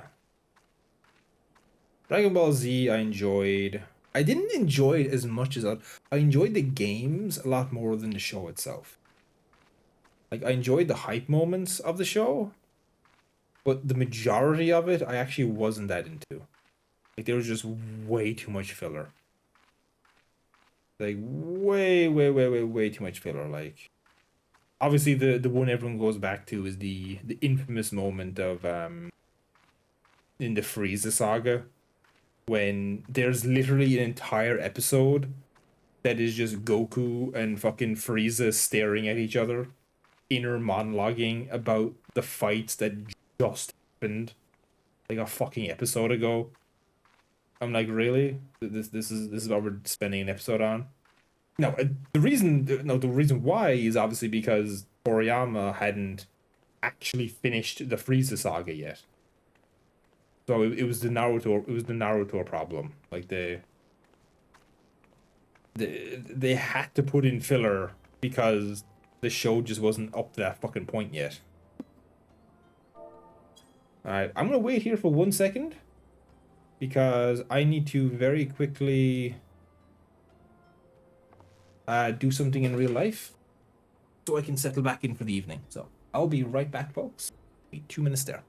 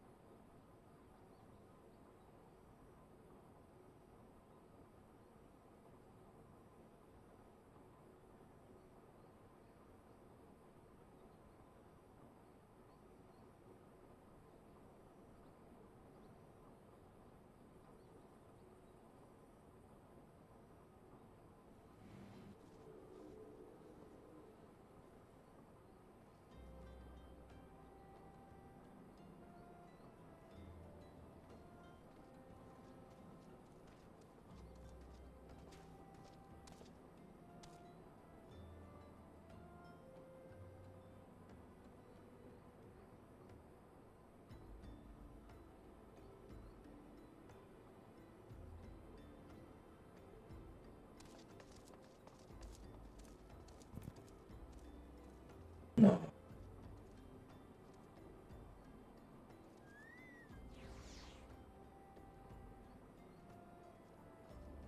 Oh. Alright, let's continue our trek across the realm, shall we?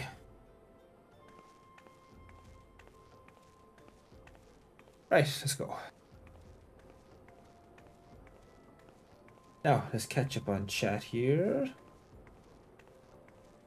Measure up the last movie, Bleach up until MC lost his superpowers, and never saw One Piece. Yeah, I never watched Bleach. I never watched One Piece. Like I said, Dragon Ball and Naruto. And I only watched Naruto after it finished. So I could then go back, so I could just watch it with one of those oh god, one of those watch guides, the watch guides that like take out all the filler for you. And even then, that was still a slog. Like, oh my god, that was a slog to get through.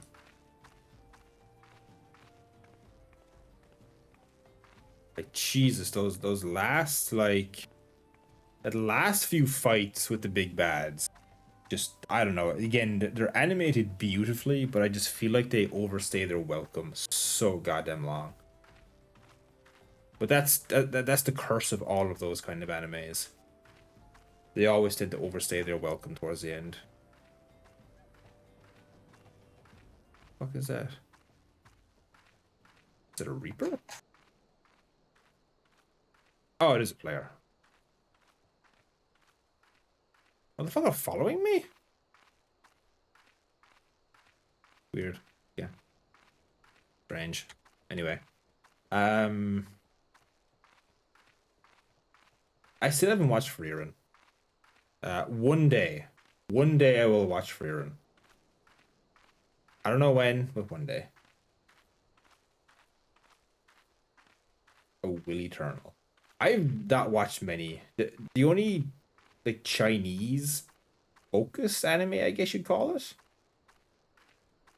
No. No, I know how good it is. I do acknowledge how good it is. No, I don't know. Who the fuck is it? I don't know any one of y'all on here. I know like three people, and all of them are on like Diablos. Oh fuck's sake, Twee. Goddamn. You shouldn't have said anything. And I was just like get gradually more and more creeped out as time went on. Uh anyway, Will Eternal. Gotcha. I will check that out.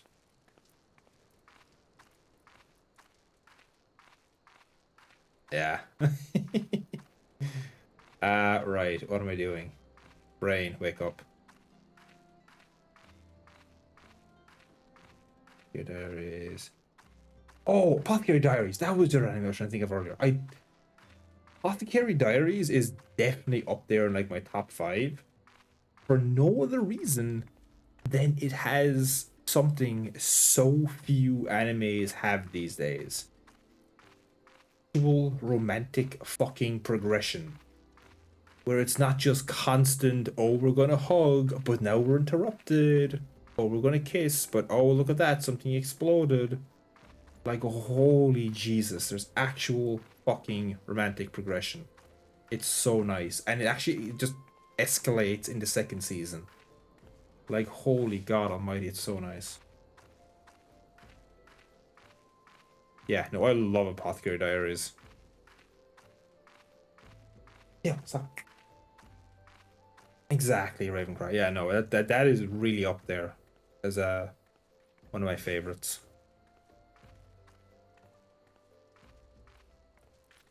I've not seen Heart and Soul. Yeah, stop. Okay. You want to know my real guilty pleasure, chat? My genuine anime-based guilty pleasure is uh shitty romance animes because they're always the fucking same. Like shitty comedy tsundere focused romance animes. I hate them and I love them at the same time. I can't help it. Always the same plot. The the one example that is technically like it. Oh, that's what you mean. Okay, fair enough, Ravencry. Yeah, yeah. My Little Monster.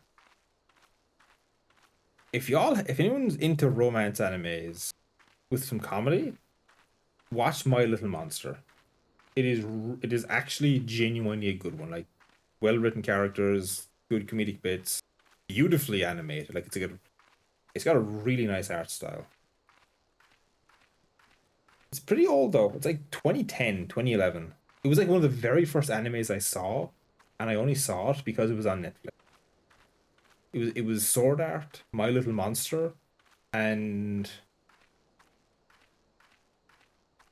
the problem is I was I was enjoying it, Ravencry, but the problem is it's falling into the trope of all of those kind of animes where nothing fucking happens.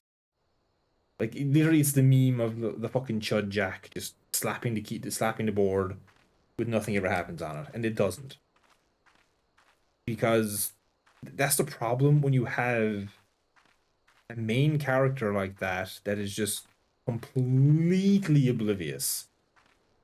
And it's the same in all these anime, you know? And a side character that's too much of a wimp to actually do anything about it. I really expected at the end of the second season for something to actually happen. Like it was genuinely leading up to that after like 2 seasons of like fucking bullshitting, and then nothing happened. And that was such a sour end for me. I was like, okay, never mind. That if a third season gets made, I genuinely don't know. I genuinely don't know if I could if I'll watch the third season. Also, what the fuck happened in the second season? Like, did someone give the animators like ketamine or like speed? It's beautifully animated. What the fuck does the comedy go? Like, it's so over the top. Like, Jesus Christ, it's like fucking. I gotta stop cursing. I actually hate whenever I notice how much I'm cursing. That's when I like genuinely want to stop because it feels like a crutch. But anyway, random side tangent over. Yeah, no, like the second season of My Dress Up Darling, it feels like the writers and the animators just all had like a giant fucking speed injection or LSD or something because it's so comedically over the top that it actually makes Dan Dan look normal at times. And that's impressive. That is genuinely impressive. Yeah, I know. That was some. Oh, do you want to know? Do you want to know another? Again, like so, I have a fucking backlog of these animes I've watched. So y'all are about to get some stupid pointless ranting here. What I actually almost a fucking. Oh, I can show y'all the Den of Iniquity, the Goldshire of 14. I get there. Um. Oh, hold on. I'm being pinged first of all. Why am I being pinged? Oh, baby. The Ignis Christmas op. Oh, baby, baby. Oh, Christ.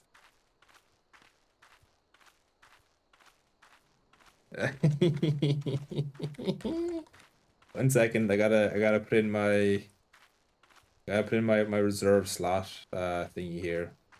There we go. Let's get that in nice and quick. That's gonna be happening next week, it seems.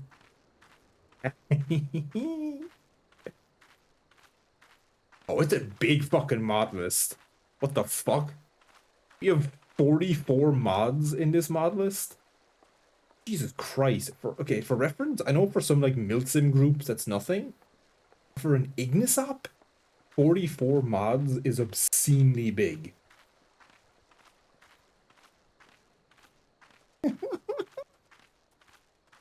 Oh boy. Yep, that's gonna be next week, folks. So you're definitely gonna want to tune in for that one. You are definitely gonna want to tune in for that one. Oh boy. Hmm? The fuck? Who's messaging me?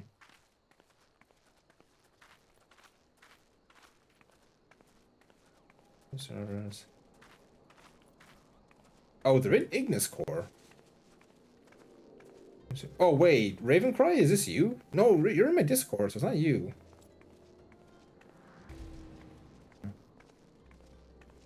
Yeah, I'm going to be recording it. I won't be streaming it.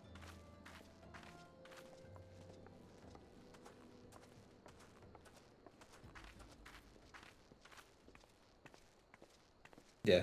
Unfortunately, that one I will have to record, not stream. Jay's got to get his monetization on that one.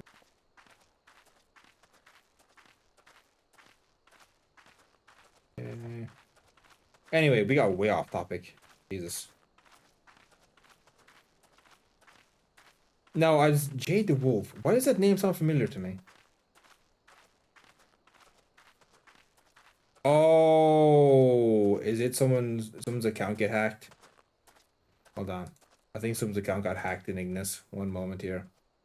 God, fucking stalker.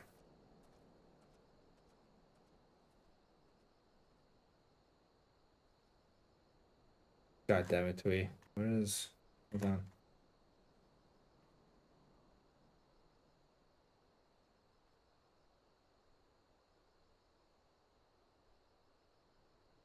Okay, let me just go chill over here in the fucking cavern for a second. Hey, what's up with the campfire? Who doesn't love a good campfire?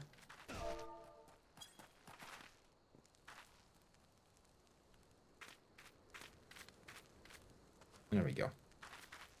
Oh, whoops. Alright. Okay, what's going on here in Ignus? Because this is a regular member in Ignis. I just don't know why he's randomly sending me friend requests. I've never spoken to the guy.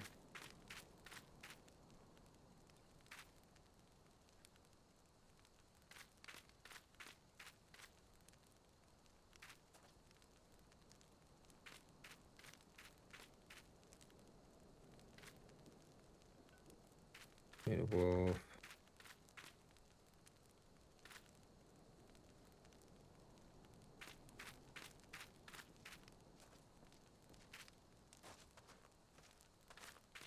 And taken.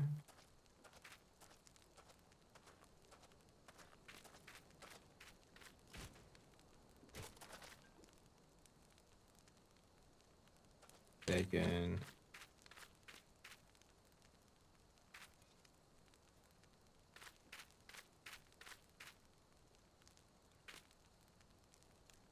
Okay, there we go. Right. Just send that message and we'll wait for a response back.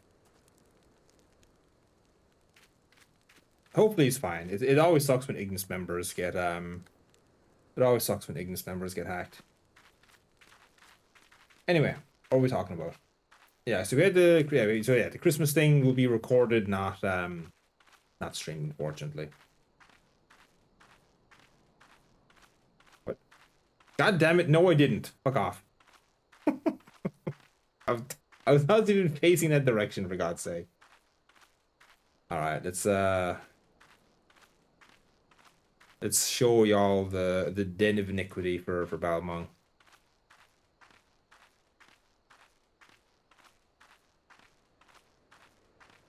You know, tomato.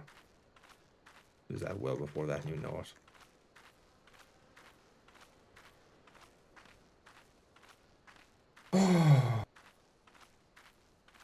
Oh yeah, anime stuff. That's what we're talking. Love is War. Did I watch Love is War? Love is War. No, I didn't actually. Okay, I'll have to give that one a try then. Oh yeah. Oh, I remember now what I was talking about. I was talking about an anime that's like the worst for the tropes that romance animes have. Romance slop, as one might say. Rent a Girlfriend. Rent a Girlfriend is for me the poster child of perpetually forbidding romantic fucking progression. It gets like in I don't even have goddamn word. It gets so bad by like the end of the second and like third season. How they've made 4 fucking seasons out of this trash, I do not know.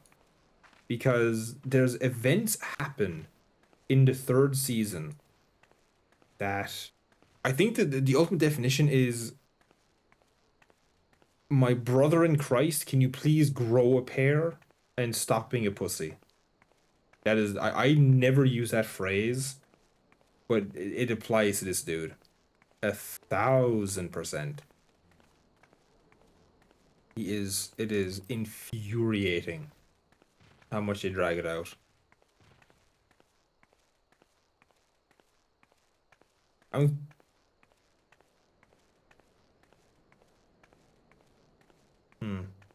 I'm kind of curious why we can't stream the Christmas app. Weird. I mean, yeah, the people do get a little wild, but I mean, I streamed it last year, no problem. I swear to God, Twee, I'll fucking punch you. Twee, get some goddamn glamours. Stop looking like a basic bitch. Invest in the true end game of fashion. Yeah, run a girlfriend, stay away from it.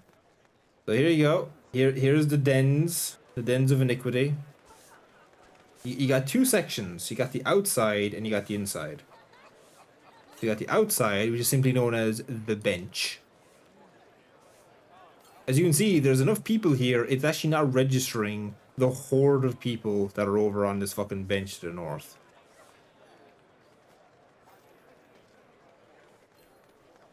And then you have the interior of the Den of Iniquity. As you can see, you have the hordes of half-naked people. You know, you got hordes up here. You got some fresh hordes down by the counter. Oh, it's actually quiet down by the counter. There you go. Look at that. Yep. No, it's it's a thing. It is a thing. Ul'dah on Balmung is always fucking thronged. It is always Oh, yeah, here's the Lalafell corner. There's always like a little parade of Lalafells over here. I don't know why, but there just is. They like this place. 10%. That is heavily dressed in the quicksand, Zachron. Let me tell you what, that is heavily dressed. Oh, then you got the other hordes over here. Oh, Twee, you are not. Yeah, you are not keeping track of me in there. If you ever want to play hide and seek, there's your ultimate hiding spot. And then, of course, the hordes of people that are visiting from other servers to join in the fun, as they say. Yeah, no, the quicksand is something special.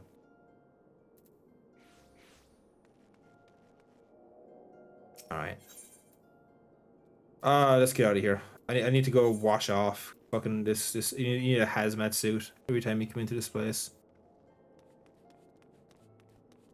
You go to the free company or the lard? Go back to the free company. Chill there for a minute.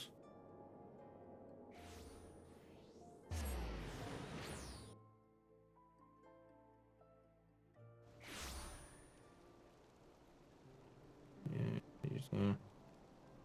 Okay, that's fine. There we go.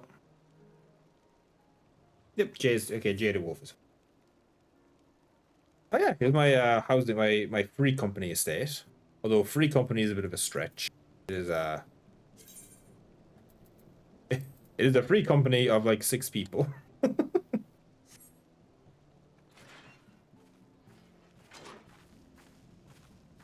Managed to win this when he did the whole lotto shenanigans a while back.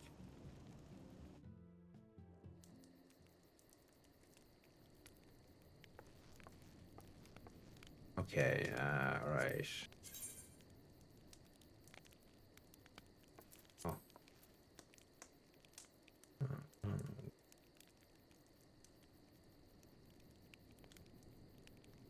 Oh, Betsy's warranty. Oh, I can't even spell Betsy properly. Jesus Christ. Oh.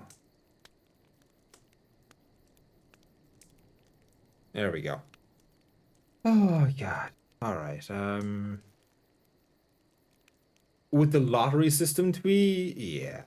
I mean you can get an apartment. they're adding in different size apartments, so you can get an apartment that's basically a house now. Like it's kind of crazy that they're introducing it. You're getting TARDIS apartments. Right, I want to just check my retainers real quick.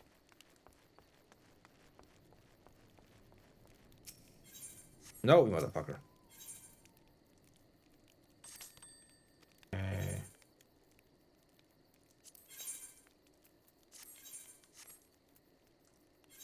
No. In terms of anime, let me go back to where the animes were now. What else have I watched in the last few years? There's been plenty. Okay, to be clear, I've watched a shit ton of anime. I've just none of it's been none of it's been super memorable after I finished watching.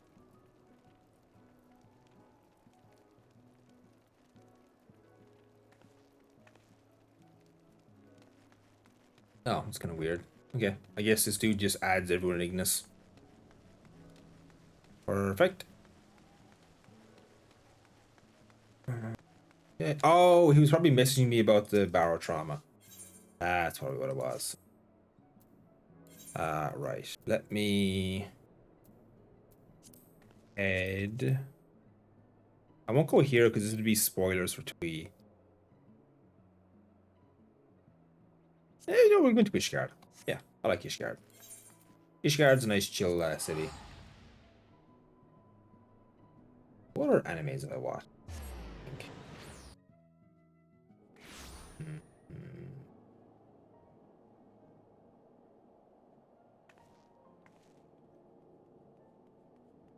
Oh, I talked about it a while back, but there's a really weird anime called Idaten. Hayan Sedai no Idaten Tachi. Or just Idaten for short. It's a weird, it's one of those like really out there anime. Got some beautiful fucking combat scenes. Like really fucking beautiful. But it gets really fucking strange. I would definitely, if you want something a bit more like off kilter, I would suggest watching that. God, I have to draw the weapons. I hate the Hyor fucking Senpai run.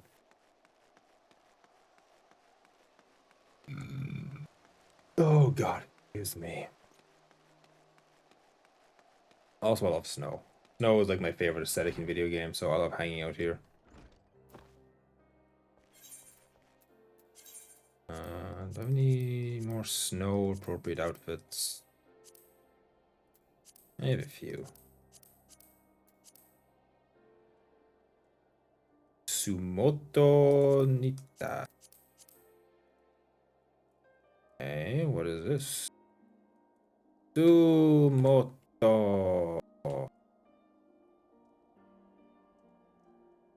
Oh, Knights of Sidonia? Oh, I've watched Knights of Sidonia. I watched that Knights of Sidonia having no idea what the fuck I was going into, and it legitimately fucking scared me. Like, my god, I was not prepared. I was not prepared for the mind fuck that was Knights of Sidonia. Like, Jesus Christ. Yeah, makes sense. Princess Mononoke. I have a lot of classic animes I need to watch, like Princess Mononoke. Is that not on here? Oh, there it is, yeah. Oh. Well, Cactus VR again. Oh god, Legend of Galactic Heroes. I've heard of that one. I I don't know if I could ever bring myself to fucking watch it. It looks so terrible. If it's anime, okay, is it one thing of? Is it not on here?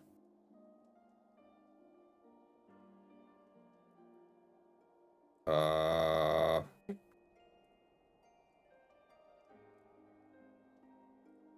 Grave of the Firefly. Cataclysm source code. Grave of the Fireflies. Japan faces in front of American bombings.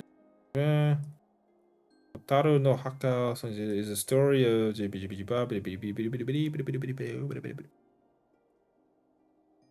find I probably. I don't think I'd watch that one myself. That seems a little bit too depressing for my tastes. I tend to prefer the more happier animes. Like, I haven't really watched an anime like Knights of Sidonia since I watched that, you know. I know I've watched some, but not many. I tend to stay away from the quote unquote depressing stuff or the super heavy dark stuff because, like I said, I watch this stuff to feel good for most of the time, not to not to make myself feel worse. No, we'll chill here for a while. Oh, Fairy Tale. Yeah. Hmm. Watch a Cataclysm. Yeah, simply don't exist. Boy. Wait. Homeworld? Hold on. Homeworld.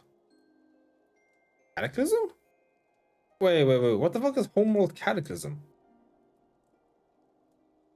World Cataclysm. Am I dumb?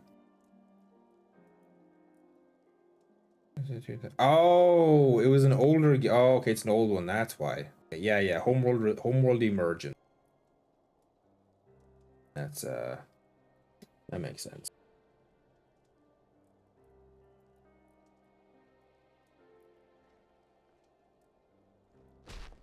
Yeah. I getcha.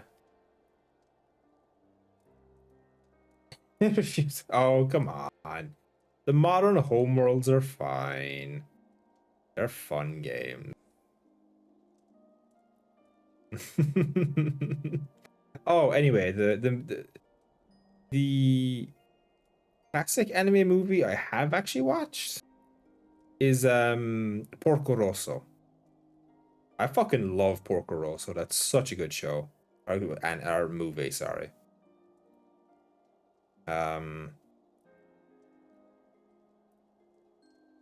I've only ever actually seen it in the English dub though. I've never seen the actual Japanese dub. English dub definitely has some jank in it, but it's fun. Yeah, Deserts of Crack is a fun game. I enjoyed it. I didn't finish it, but I enjoyed what I played.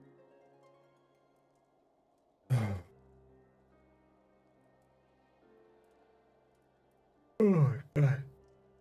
Now, I heard someone drop behind me. And I swear to God, if I turn around, then it's fucking Twee. Oh, it's not Twee. See, you got me fucking conditioned now. Thinking his fucking tweet is going to be there. Like. Oh, did it, Zachron? That's really cool. Homeworld game after Homeworld 1. It was named Homeworld Emergence and counting Homeworld 2 and 3 game. Oh, okay. Thank you, Raven. That makes more sense. That makes more sense. Yeah. Okay, that's cool. I like that. That is what. Okay. You want to know what I'm really excited for? I'm really excited for Sins of a Solar Empire 2 to introduce their fourth faction. The whatever thing that the Vasari have been running from is going to be the fourth faction in that game. And I'm really excited for it because I love that type of thing. Like the flood, what you're describing. I absolutely adore those kind of scenarios because it's like, okay, you're fighting this horrifically dangerous enemy,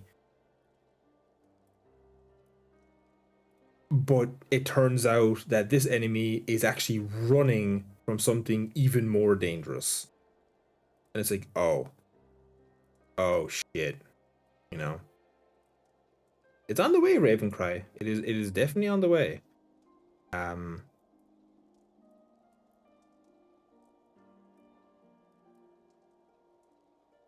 yeah.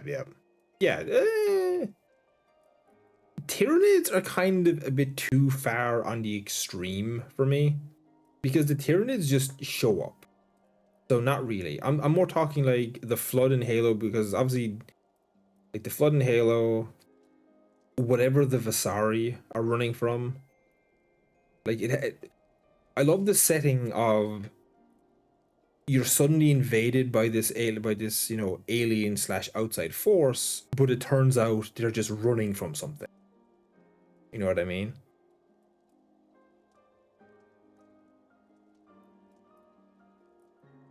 Lovely, Raven, lovely. The Tyranids? No, no, no, no, no, no, no, not at all.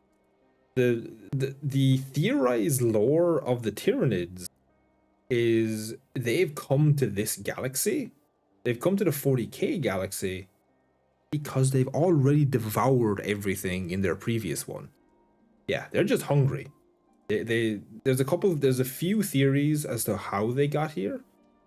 Like the most popular one is like one of the psychic beacons during the Horus Heresy, like drew them here. Yeah, the mini Astronomicon. There's a couple different like theories. Like it all comes back to a psychic shockwave. It basically sent out this like, here's dinner. Like it rang the dinner bell on our galaxy, and summoned like the Tyranids in them, like they were like slowly drifted across dark space for the last however many millennia. Oh, there's no sympathy. Like, chaos is so like the Tyranids are literally just the definition of destruction incarnate. Plain and simple.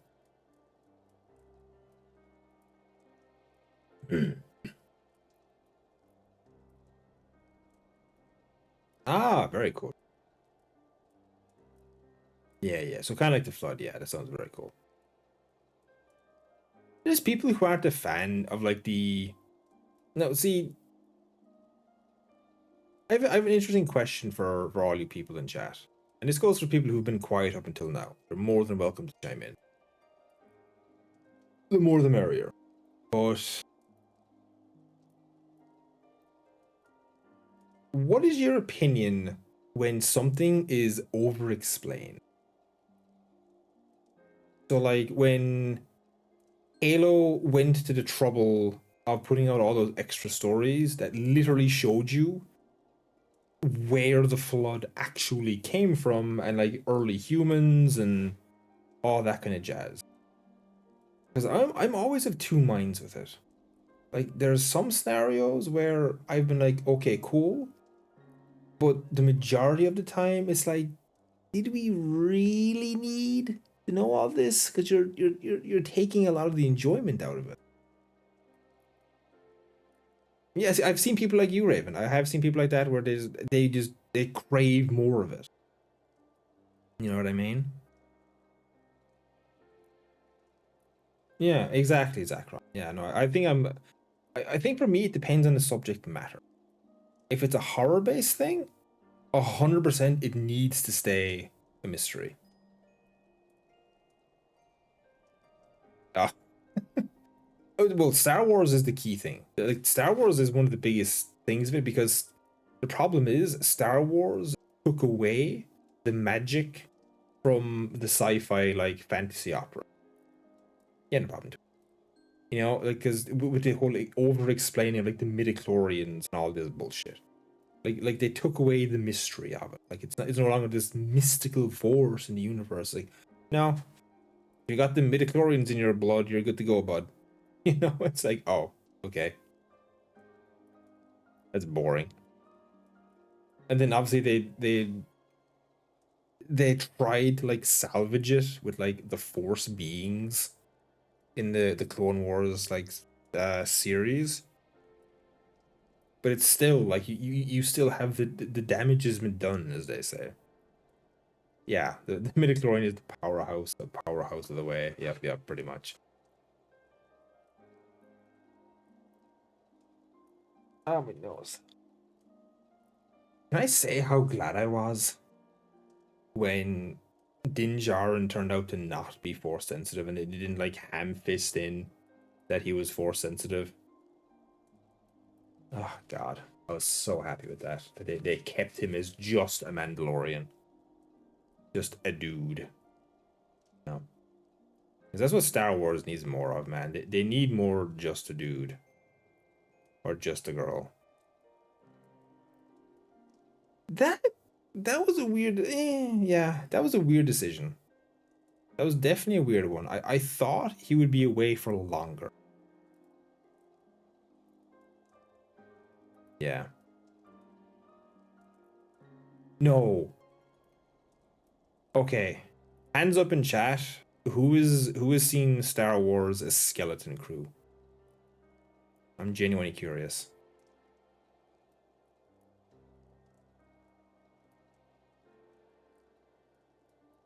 Who here has seen a Skeleton Crew? If you haven't, you can say you haven't. Here. That sounds like a good idea, Raven. There's a reason I don't edit. You couldn't pay me enough to edit stuff.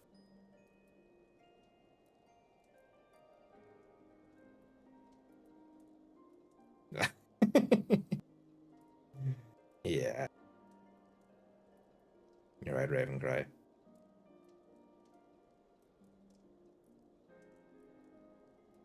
There was a lot of that going on in that season. A lot of that. But yeah, if okay, so if anyone here hasn't seen Star Wars Skeleton Crew, please, for the love of all that's holy, go watch it. I stand firm in my belief. It is the best Star Wars to come out since season one of The Mandalorian. Hands down. Not even a competition. It is this amazing self-contained Star Wars story that they don't ham fist in like Luke or any of the big characters and like that. It is just this really awesome self-contained story where you get to explore loads of aspects of the Star Wars universe we never got to see. And it's an incredibly rare example of child focused show. Like, to be clear, I mean children being the primary act, but they're all actually really good. Like, they're really well directed. The kids themselves are amazing actors. The writing, the pacing is just, oh my god. Please go watch Skeleton Crew if you haven't. It will restore your faith in Star Wars.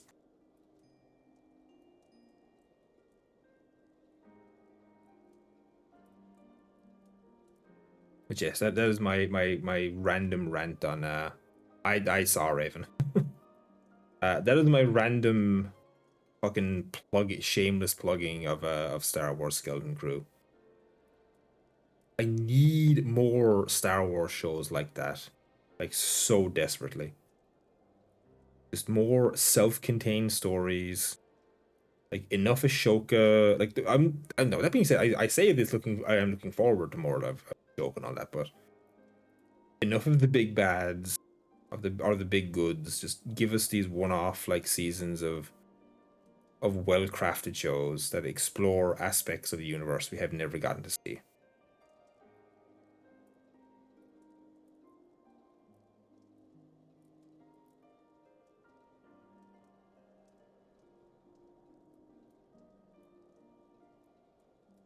There's certain. Oh. Yeah. No. Oh no. There's some super deep cuts in Skeleton Crew, Raven Cry. There's some super deep cuts. Like, if I recall, they actually bring back a couple things from Legends. It's been long enough. I don't remember exactly what they are, but there is definitely some deep cuts in Skeleton Crew. Once you watch Skeleton Crew, go watch Screen Crush's breakdown of the shows, and you will see like the sheer amount of like effort and detail that went into the show. Yeah, no problem. I will be. Don't worry. Love you too. Good night. Yeah. Just seeing the partner off the bed. She is unfortunately she is very sick at the moment. Sinus infection. So we've been kinda looking after her, as they say. Oh my Yeah. What else would I consider in? God, there's a great actor in it as well. I just don't remember who the flip it is. Oh my god, it's an actual big name actor they got for like the kind of the antagonist of it all. Yeah, it's a great show. I'm actually tempted to do like a watch parody of it at some point, but yeah, Star Wars has been so fucking hit and miss, man. Like, I know for most people it's been mostly miss. For me, it's been hit and miss. Like I didn't hate Mando season 3 anywhere near as much as most people seem to have hated it. Well, I was fine with it, to be honest. Uh oh god. Obviously, we don't talk about the Boba Fett show. Like holy bad pacing, Batman. That was such a bad show. Oh my god. Look, when the best part of your show is when another character shows up, aka when Mando showed up in Boba Fett, that was oh boy. That was yeah, that show was some real. I felt so bad too because it's such an iconic character, like Boba Fett. You know, he's such an iconic character. The actor himself is so iconic within the Star Wars fandom, and to just get done so dirty by that show, man, it's just oh, it hurts. It really hurts. He did not deserve that.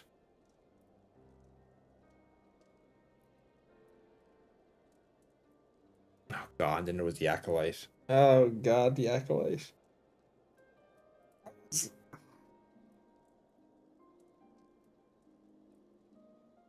I'll be honest, I didn't get the hate.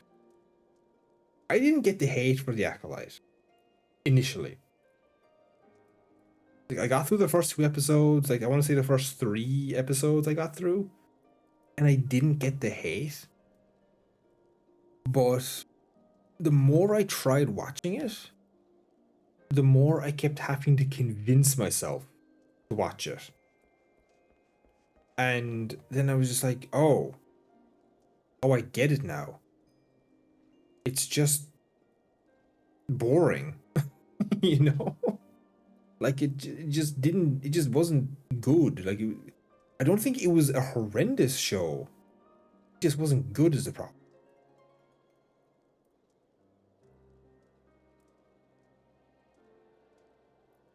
Yeah. I don't know. Yeah, I think I've I have a small bit of hope for the Mandalorian film. I'm not expecting it to be this amazing film. Like I'm going in with pretty low expectations, but maybe we could get something good out of it. You never know. You never know. Uh, Hold on. Need to turn something off here. There we go. What else is coming to Star Wars? Yeah, the Ashoka show. Hmm. I I think the Ashoka show was another example of I enjoyed everything that that wasn't Ashoka. Like everything with Thrawn was great. I enjoyed that a lot. And like the flashback episode, like Ashoka was much more hit and miss for me. Um, it wasn't like all bad like Boba Fett. It had good and bad episodes.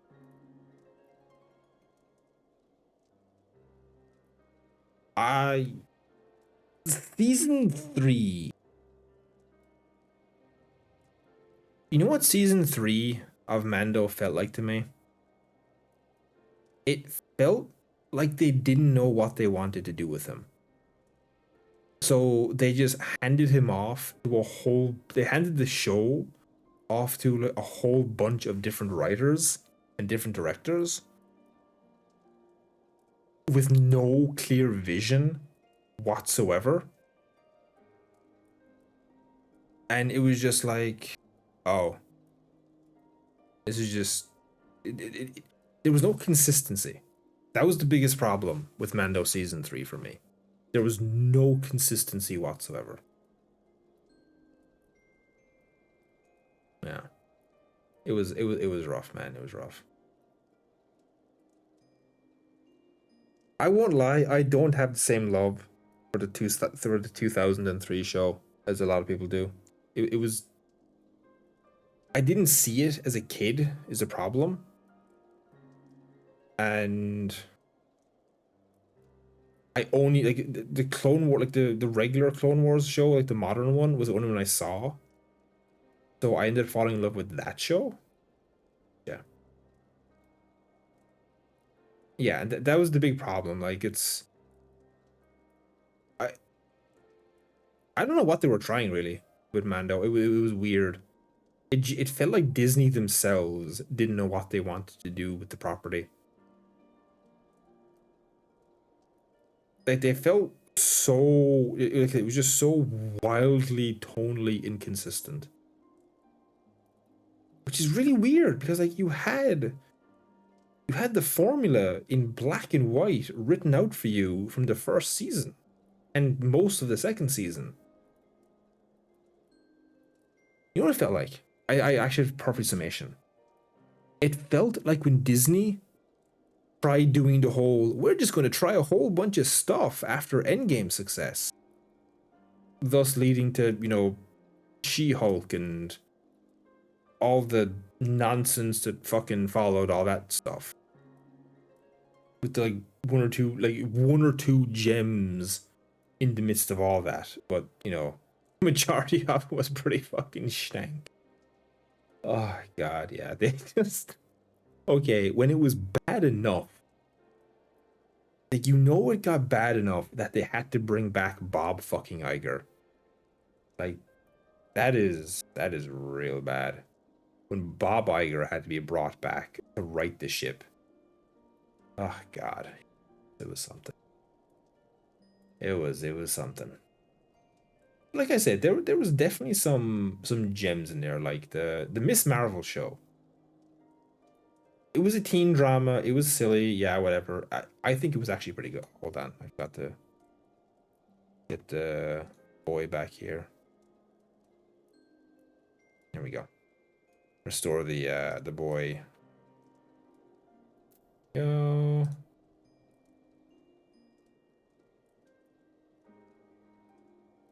Marvel phase. Fuck, that is painfully accurate. Oh, yeah. I genuinely think Marvel didn't start really recovering until Deadpool and Wolverine. Like there were some decent, there were some okay movies here and there. Like okay being the key phrase. Ravencry. Do you mean the current one? Give me a quick check to have a look here. I need to remind myself what's even in that Combat Patrol. Now, let me clarify this. Do you mean for actually playing with, or do you mean purely for like value for like painting models? Like, aka as a starting point for Ravencry. Uh, okay, I'm going to Air Hobbies. It should be on here. Stop. Sisters of Battle. Okay. And do you mean for playing in regular 40k, or do you mean for playing the Combat Patrol game? Damn! Fucking Christ, dog. Slap your paw. As a pension host, no. Well, I will tell you right now, I can't give you any advice on the um Combat Patrol game, only on regular. So what's actually in the box here? We got a Canoness, 5 Celestins, 10 Sisters, 10 Flagellants. Um, no, it's good. Yeah, that's a good starting point. Flagellants are a really scary unit. Obviously, you're going to need like multiple squads of battle sisters, so that's a solid one. The Sacrosancts are a perfectly usable unit. Yeah, stop. Fucking hell, Doc, stop. Yeah, no, it's a good gun patrol. And obviously Canonus. Canonus is a solid unit. It is nothing to scoff at. A solid leader, I should say.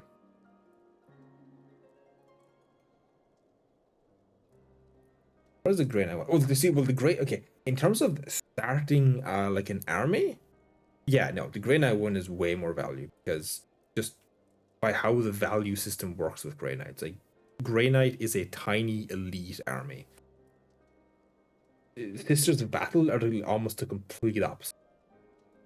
Sisters of Battle are a borderline horde army. You need so much to have a decent one. Grey Knight. Combat Patrol. There it is. If it's the Combat Patrol, then it's the one with the old Dreadnought. The one that has the baby carrier is the Battle.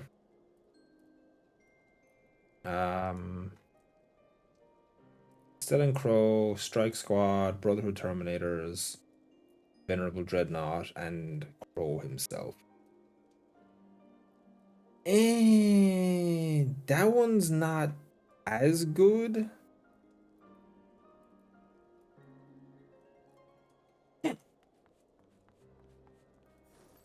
Why are you talking to a fucking wall sometimes? The problem with the Grey Knight Combat Patrol is the leader. That's the big problem. That leader is designed to go into one unit and one unit only, and that is is it a Purgation Squad? Hold on, I need to remind me. I've a new recruit list up here. Oh, Castellan Crow. Purifier, sorry, Purifier. He's amazing in a Purifier squad. And if you're making a Grey Knight army, you 100% want to buy some Purifiers.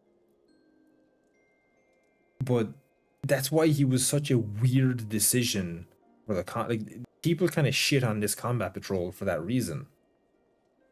You basically have a dead leader. Like, you can't use him in that combat patrol. Like, in theory, you can use him as a standalone lord, but even then, that's kind of a bad idea. Like, use him as what's known as a smash captain. And a smash captain is basically a jacked up single model that you just kind of throw into enemy backlines to disrupt them. Like, again, in theory, he can do that role, but you're meant to be using him with purifiers. It's not great. There's the combat patrol boxes, the newest editions of them are super hit and miss. At the very start of the edition, the very start of 10th edition, the combat patrol boxes were arguably much better value. Like, you usually got more money. Not always, to be clear. There were a couple Space Marine chapter ones that were just objectively terrible, and the new boxes are objectively better. But on the broad scale, the old combat patrols were better value. I mean, hell, the Space Marines for some reason got like the Ultramarines, I should say, got 2 of them. With the new version, they literally just took out a fucking transport. Like, I thankfully bought it when it still had it. You got like a squad of Phobos Marines. Was there a squad of Phobos Librarian, the jetpack heavy gunner dudes, what the fuck are they called? Is it Interceptors? It doesn't matter. Regardless, you got value. I mean, Raven Guard are what my army was, or is. I mean, I still have them all. I just don't play the game. Yeah. I love Raven Guard. Raven Guard also have arguably one of, if not the strongest Space Marine detachment in the game at the moment. They got a Raven Guard specific one a few months ago that is fucking cracked.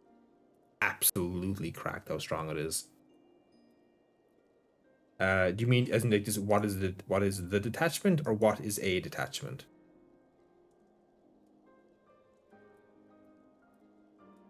Because I know you're newer to the game, so I don't want to assume anything, as they say.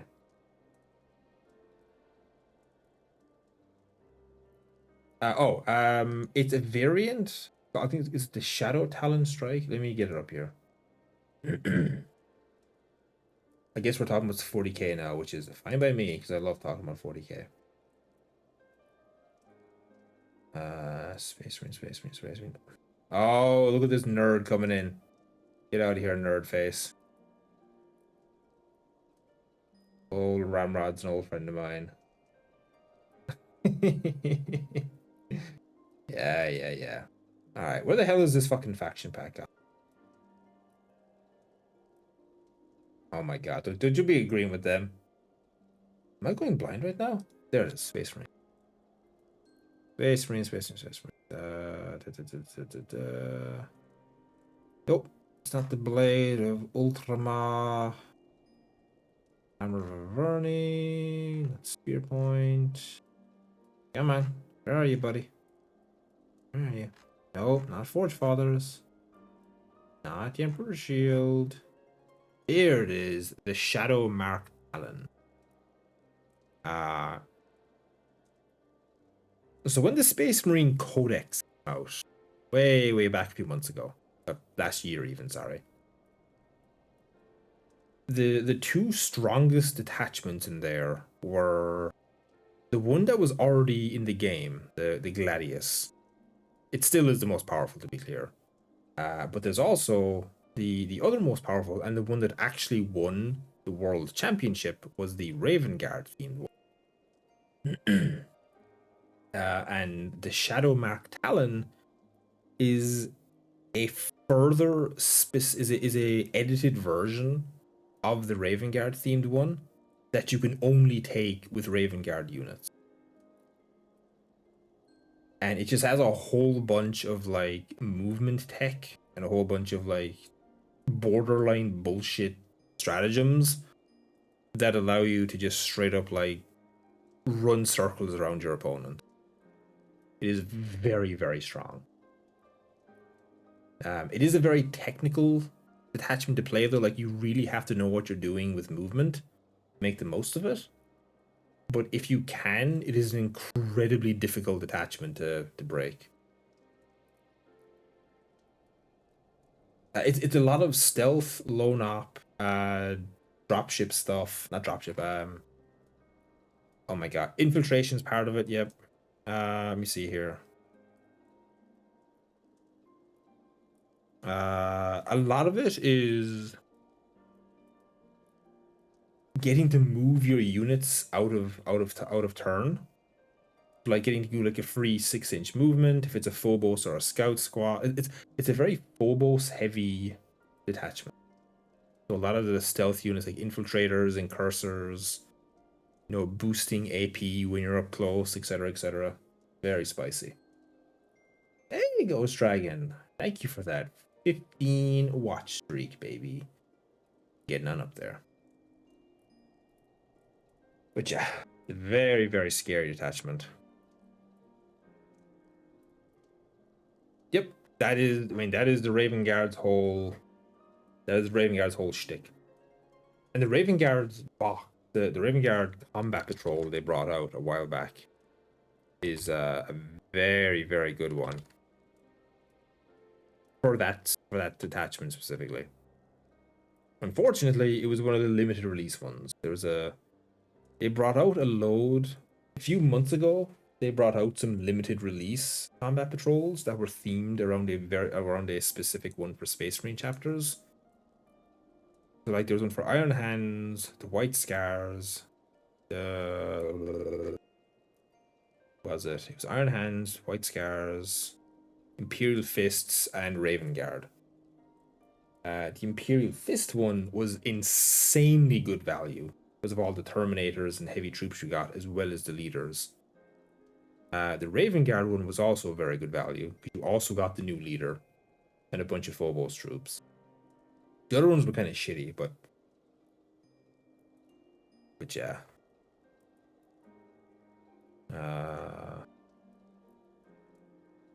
Those are probably, yeah. Raven Guard is my favorite type of list to make for Space Marines. I tend to play, but if I'm playing Space Marines, I tend to do polar opposite. I either play Phobos heavy lists with Raven Guard style gameplay, so a lot of light troops, a lot of moving around. I didn't know that was a thing, my dear Admiral. Use a fucking moi? There's a beta sign up for it. Use a flipping moi? Hold on. Oh no.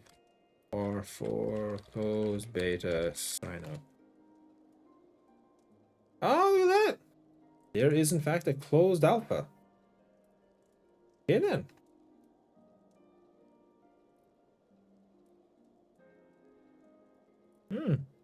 Oh, it's a closed alpha. Eh.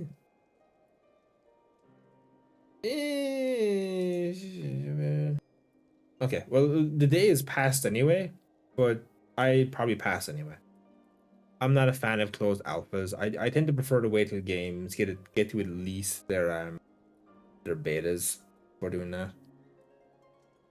The Apocalypse Company Marines box. Oh yeah, Zakron, I know what you mean. Yeah, because I just feel like I'm teasing myself at that point, you know. I'm gonna say no. Oh, now my voice is going. Yeah, yeah. Oh yeah, no. No, do you mean the Apocalypse game mode, Zakron? I shall remember that for the next one, Admiral. I'll remember that for the next one. I mean, in all fairness, the older boxes were ridiculous value. Like absolutely ridiculous. Oh, that box. Okay, I know what you're talking about, Zakron. I know the one you're talking. Someone messaging me? Seeing things. Yeah. What was I going saying? Yeah, like the older boxes were crazy. I mean, the fucking boarding patrols. I've spent so long when I very first got into the 40k hobby properly, which was at the start of 10th edition. I spent a really long time trying to track down the Tau boarding patrol. The one that had the Farseer dude. Farsight. That box was such ridiculously good value. Oh god, I've been streaming for too long. My voice is fucking going.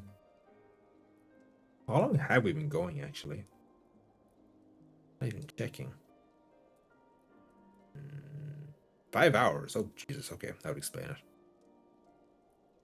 I've come really close to getting Tau on a couple occasions, but I'm personally holding out until we get an updated model for the Fire Warriors.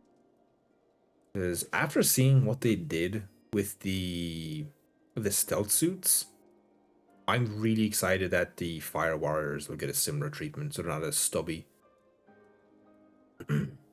I was so annoyed. I actually wanted to get the Dead Silence box, the one that had the new stealth suits and the wolf.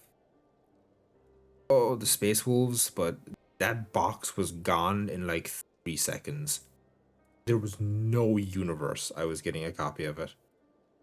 The fucking scalpers were all over that one. I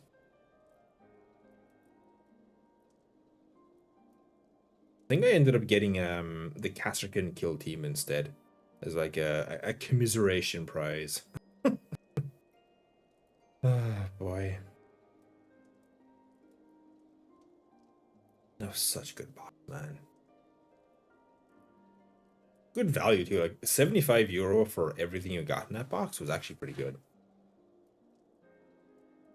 I still remember the joke. Can you remember? Do you remember, for those that were around, that remember it? Do you remember a few months ago when they brought out a quote unquote battle force for Age of Sigmar, and it was three Wolf Rider models. Oh, that was the silliest shit in the world. It was like €140 for three models. These are just Wolf Riders. It's not like they were like Titans or Bane Blades or something big. Like mama fucking mia. It was three fucking Wolf Riders.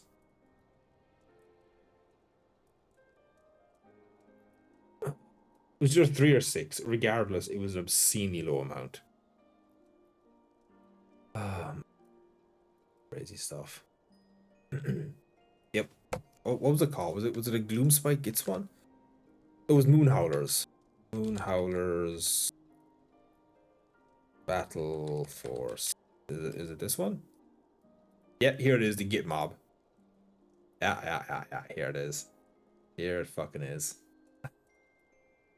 Sorry, nine. My apologies.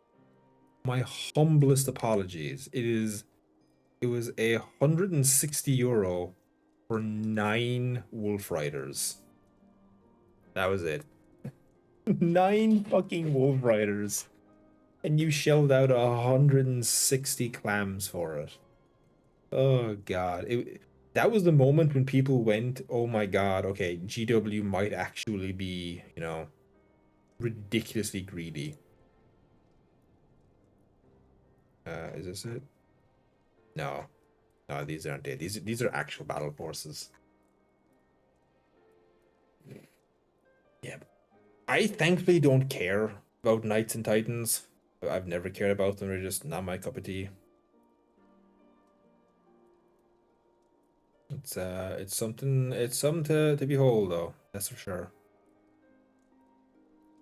Oh, I do desperately do Zakron. I really do. Like I said, I've been like, okay, now that she's asleep, I can say this, but if I hadn't been saving up this, so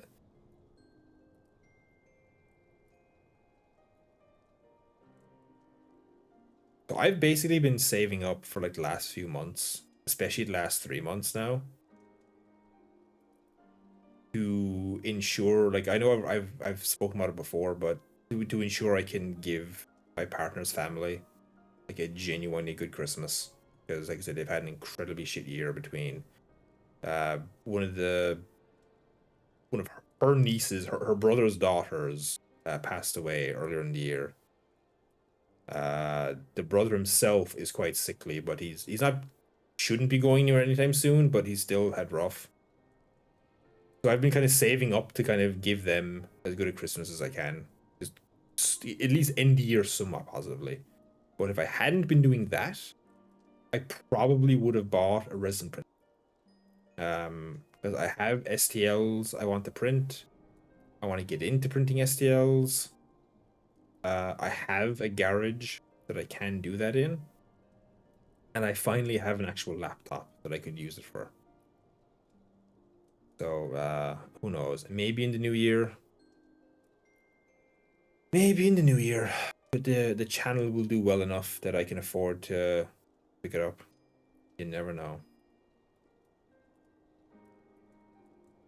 I will say, Ravencry, it is a lot of trial and error with things. I would definitely spend a good amount of time looking up guides, looking up, how to actually print stuff, because it is not just a case of plug in the laptop and away you go.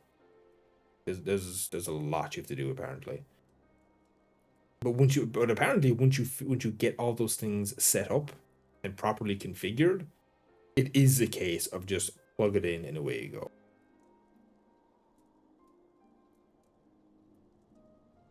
Oh, yeah, that's the plan now. Hopefully now next.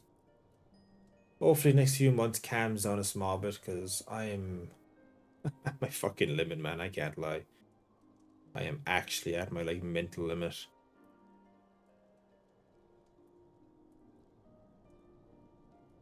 Anyway, depressing stuff aside, and that too is Akron. Yeah, you do need to make sure you have, you know, yeah, wear your PPE. Make sure, for the love of all that's holy, make sure you're in a well ventilated room.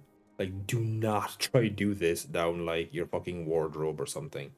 You will fucking pass out and die, or at the very least get very sick off it. You know.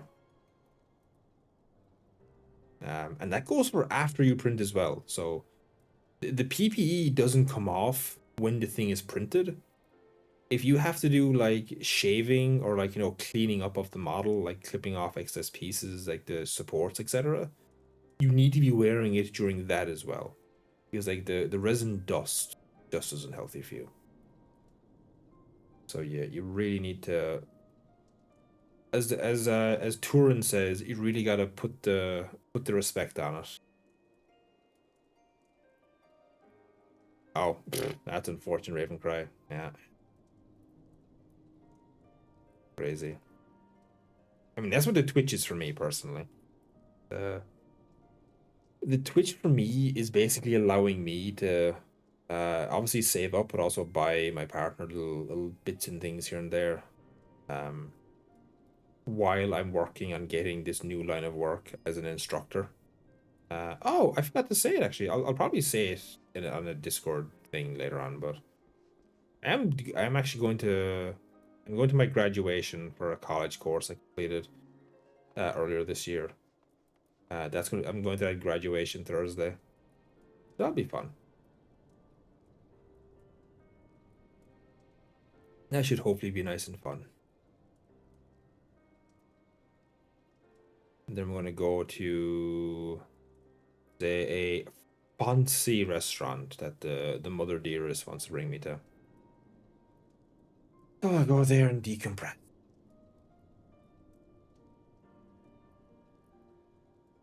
That is one thing I will say these streams have been amazing for. Yeah, I'm I'm I'm planning to become an instructional trainer, Ravencry. Um, the one my initial thing I'm going to be specializing in is delivering the ICDL, aka okay, the official term is International Computer Digital Literacy course. The layman's term is computer driving license. It is literally just a piece of paper that says, "Hey, Bob here knows how to actually like use a computer and isn't a mouth breathing moron that's going to be asking for help every 3 seconds." That's literally all it is. It is a piece of fucking paper to show the companies and say, "Hey, I've done this." Oh yeah, Zachron, you're gonna have a real rough time if your math isn't work if your math isn't on point and you're trying to be an electrician. That's it. I wish you the best of luck, but you are definitely gonna have trouble with that. Um, on a side note, I do actually plan on like a new point of revenue open up to me as well that I might look into more, and that's becoming a public speaker. So specifically, like being someone that companies would hire on to deliver speeches or deliver public addresses for them, as opposed to sending up some like developer or something who sucks at public speaking. Oh, fair enough, Zachron. Fair enough. I can understand that then. Oh, it is Ravencry. It is just like I've been learning Word. I've been learning Excel, like the basics of a computer, like literally the basics of a computer. It is just, hey, do you know how to use it? Can you use this without having to fucking Google things every 3 seconds? Or, if you don't have access to the internet, can you still use it properly? Stuff like that. It's actually been a very fun course. Like the instructor himself is super. Like that is the mark for me of a great teacher when they can make something as what should be as boring as Microsoft Word and like fonts and formatting and all that. When you can make that what should be boring stuff exciting and fun, that is the mark of an amazing teacher slash instructor. So I've been kind of learning from him. It's been like a dual course for me. Like officially, I'm doing the ICDL. Unofficially, I'm learning how to be a better instructor from this guy. So it's super super good. I've been loving this course to be honest. So I'm looking forward to doing more now. Oh, that's my ramble about anyway. Let me think. To cycle back to the model stuff, yeah. I definitely want to get a 3D printer at some point.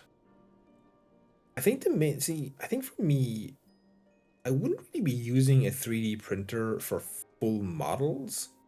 I would be using it to stockpile parts. So for me specifically, I would be using it to stockpile Inquisition, not Inquisition, Death Watch shoulder pads and like upgrade parts like that. That's what I would want to use it for. I don't want to use it to print like giant statues or anything like that. Terrain as well. I would use it to print terrain. Like either ruins or boxes or something like that, you know? The the sky is kind of the limit with 3D printers. Yeah. Exactly, Zachron. Exactly. Um, and my area is sorely lacking in a 3D printing spot that is easily accessible and easy to like it's focused on it. We technically have access to it via a phone repair place that's in my town near me, but the only way to inquire about it is you have to send an email with the STLs and then they check if they can do it, but they don't answer their fucking emails half the time. It is very annoying. And there's in theory and a home one after opening up near me, but its details on Google haven't been open or haven't been updated for like fucking months. You know what I mean? Oh, it's very annoying.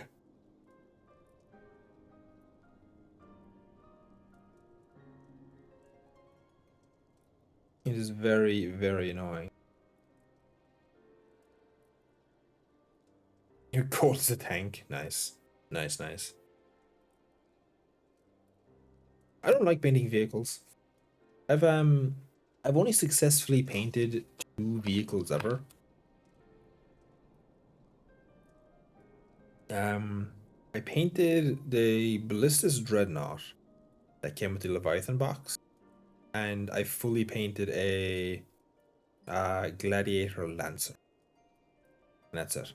I've I started doing an Impulsor, and I've this day I've never finished it. I don't like the scale of painting vehicles. I much prefer painting high detail infantry. Like give me Space Marines, leaders, etc., etc. Give me those all day long. They're my cup of tea.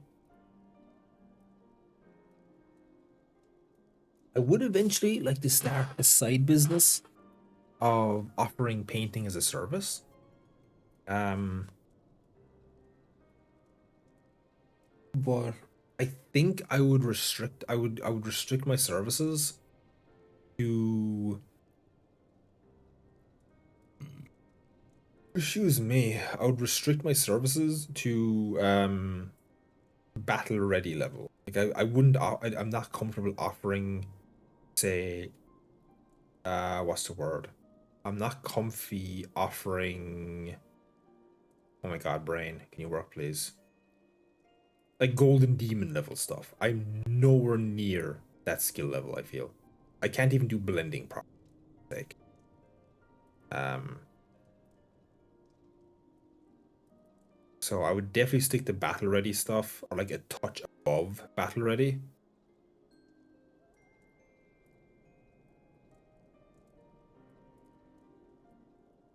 Excuse me. Because there's like one online store in Ireland that offers it, and other than that, I'd have to get it from fucking England, and the amount of import tax we have to pay because of Brexit makes ordering anything from England basically dead in the water.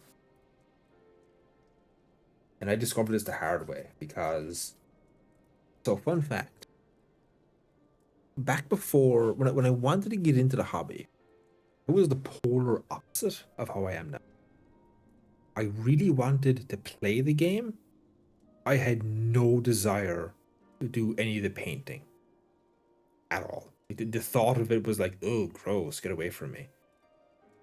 So my very first thing I did was I actually sent a squad of Space Marines over to England to have someone paint them in the style of Bloodraven. And the dude was super nice. They turned out amazing. But here's the fun part. Um, in total, I had to pay for this dude the all of his costs. Everything together worked out to around, I think, 40 euro. 30, 40 euro. And I was like, you know what? That's fine. That's how much I would pay for a single squad. And this shit is painted up to a high level of quality. That's acceptable. Do you want to know how much I paid when I had to go collect it? Because I had to pay import tax before they would deliver it to me. I had the final cost of my transaction 120 euro for this one tiny squad of Space Marines. It was like 7 models. It wasn't even that much. It was 7 or 10 models. And that extra 60 fucking euro was because of import tax, because of Brexit. And I felt really bad because I would have happily sent this dude more work because he deserved it. He was super friendly, high quality outcome. But I just couldn't justify the import tax. Like some fucking psychopath at the post office decided I had to pay 70 plus or 60 70 euro on 6 little pieces of plastic. Like, nah, dog. Nah, dog, I'm out. GG. But in a way, it's good because that then pushed me to actually try painting and realize how much I actually enjoy it. With it literally taking over, so eventually it's swapped. Like I said, it swapped to how I am today, which is I love painting. I don't actually want to play it in person. It's too expensive to play in person. I don't I'm actually not a fan of the traveling required and all this stuff. Like I hate bringing models anywhere because I'm nervous they'll break. Because I'm the kind of person who I will put like several hours worth of work into like a basic Space Marine, like a literal fucking like intercessor. I will edge highlight it. I will do proper like washing. I'll do the eyes properly. All this stuff. I will put fucking my skill level's worth of golden demon effort into a single Space Marine because that's just how I play or how I enjoy painting. Because when I first started, I did do batch painting. Had to because I had to get ready for a beginner's crusade. So I batch painted up a the combat patrol. Miserable, man. I hate it. To this day, those are still in my display case. One day I don't know when, but one day I will go to the trouble of taking the paint off of all of those models and painting them back up to the skill level I have now. Because those poor models deserve better. They allowed me to go 5-1 victories. So 5 victories and 1 loss in that crusade. Those those poor boys. Those poor boys deserve better than how they look right now. Ravencraft. Let me ask this. Do you have any painting supplies at all? Like, have you tried it at all?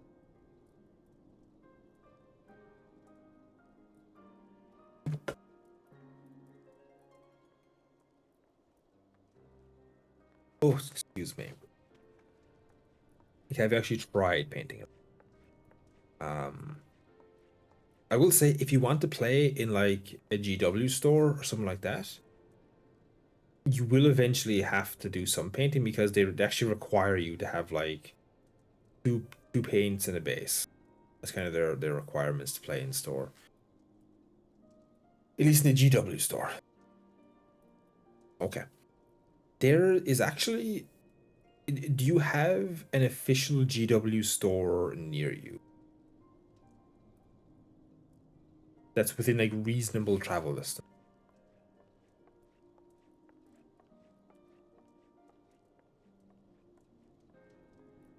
What is this bitch doing? Okay, weird. Obviously, no. Obviously, a role player from another server.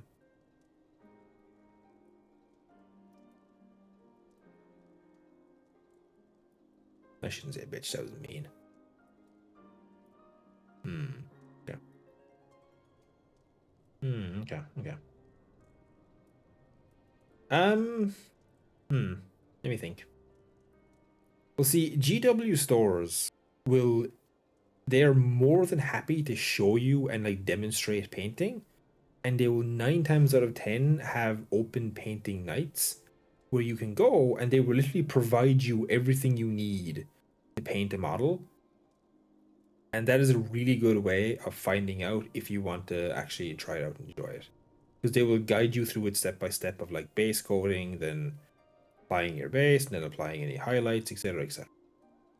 Um, the other option is you can buy one of there's a relatively cheap starter kit which comes like 3 models, some paints, some brushes, everything you need to actually paint a model, and you can try that out there as well. There's I would definitely say start small, like either find a GW store and try it out, or buy like a super small starter kit and try it out that way.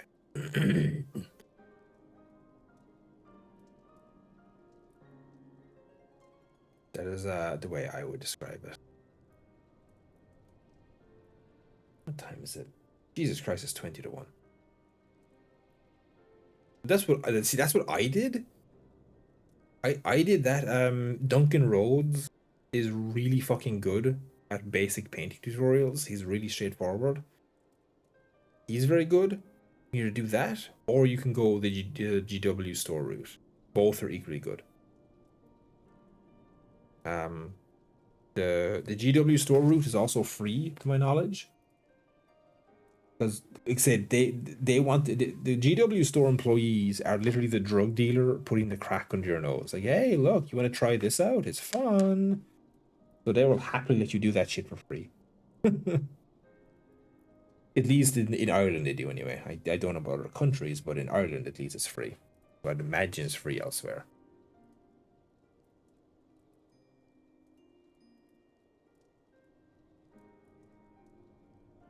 Hmm.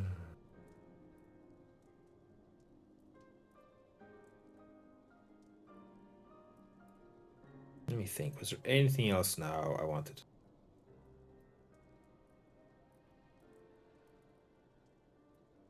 It is 20-1 in the morning. This is actually the latest I've been up for a while because I've been kind of going non-stop. I've not talked about it too much on stream, but I've been basically going non-stop for the last 2 months now. I've been working three jobs technically: charity shop, the net app, and obviously this. Then obviously doing the courses at the same time, and then dealing with some other real life situations. So I've only really had this is kind of my first week where I've had some bit of chill for a few days in a row.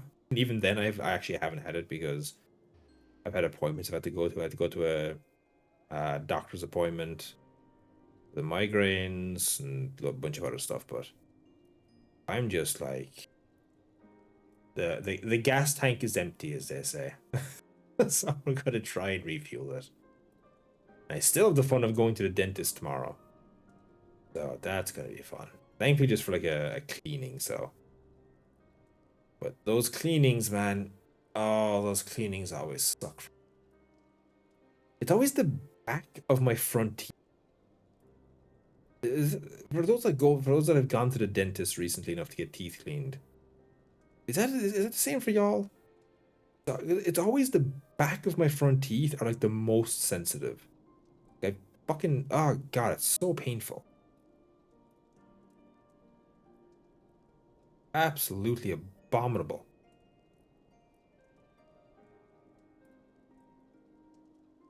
Uh they come and go in variety. I've I'll usually get like 2 week. That if I was to like work out an average, it'd be about 2 week I'd get them.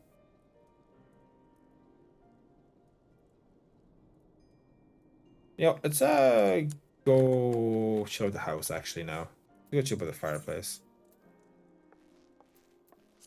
Apartment. There we go. Um, today now was definitely one of the worst it's been in a good while. Like I was out of it today. I basically this was, for want of a better term, this was basically a dead day for me up until I started the stream.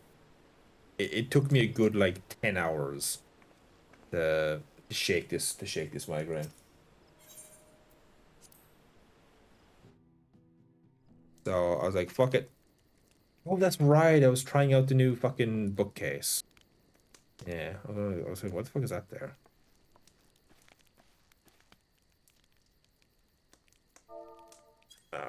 Let's chill by the fire. There we go. Mm. But yeah, I wanted to get them cleaned for the oh, whatchamacallit. I wanted to get them clean for the graduation. No, to be clear, I'm not fucking like they're not rotting out of my head or anything. But they can definitely be cleaner, they say.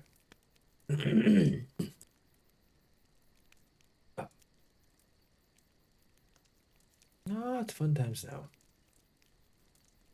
So hopefully now for Christmas things will calm down a small bit. God, I fucking pray they calm down because I need a break. Uh, no, my partner's chair breaking last night was too much for me. Yeah, y'all didn't hear it. I don't think you heard it, but there was a brief moment, like an hour into the stream, where so I'm usually in a call with my partner while while I'm on stream because she just likes the company. And all I heard was just her going fuck. And we've been together long enough now that I know her various like fucks, as they say, as well as what they all mean. And I could tell this was one of the bad ones. And it was too much for me when she said, my chair just shattered. And my brain just like literally skipped for a moment. I was like, excuse me? He was like, yeah, no, the back of my chair just fucking shattered and I fell on the ground on my ass. I'm like, oh, fantastic. So yeah, I had to drop fucking 200 out of the blue like that. That was fun because she has to have like a high backed chair for her back. Oh Lord, so yeah, that was just too much for me. Right in the middle of the vintage story stream. Oh God. Yeah, that should hopefully be the replacement chair should be there potentially by tomorrow. Well, 2 days from now technically because it is officially the 10th in Ireland for me right now. Okay. Yeah. Yeah, I think we're just about how are we going? Jesus Christ, we haven't gone for quite a few hours, huh? Why is it not showing me my total runtime? There it is. 5 hours and 55 minutes. Jesus Christ, man. But we finished. We got astro leveling done. I this can fuck off. I'm not leveling. I'm done leveling. Disciples of Mage and that. Yeah, that's what I meant. The back of her chair literally broke and she fell and smacked her fucking head. I'm just glad she didn't actually hurt herself properly. That would have been all I needed now. That would have been all I flipping needed. Yeah. Got them done. I don't know. I might finish Weaver. It's very close to finishing. Botanist as well. Yeah. I think we'll just work on gearing now before the end of Dawn Trail. I'm curious where 14 is going to go after the end of Dawn Trail, but the topic of discussion for another day. Oh. You know, I'm going to be genuinely, like, actually honest here for a second. It never fascinates me to no end how many peeps will just, like, literally listen to me absolutely ramble. Like, near aimless rambling for hours on end.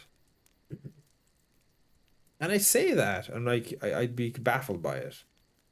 Because there's been like a solid 10 to 15. Like, obviously now you average like 20 to 30, but there's like more targeted streams. But even just listen to me rambling here.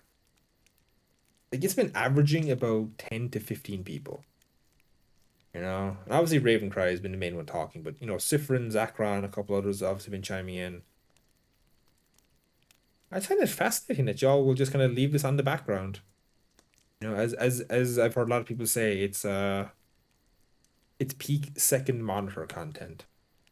Which I take pride in, to be clear. I take a great deal of pride in because the fact that it's, I guess, relaxing enough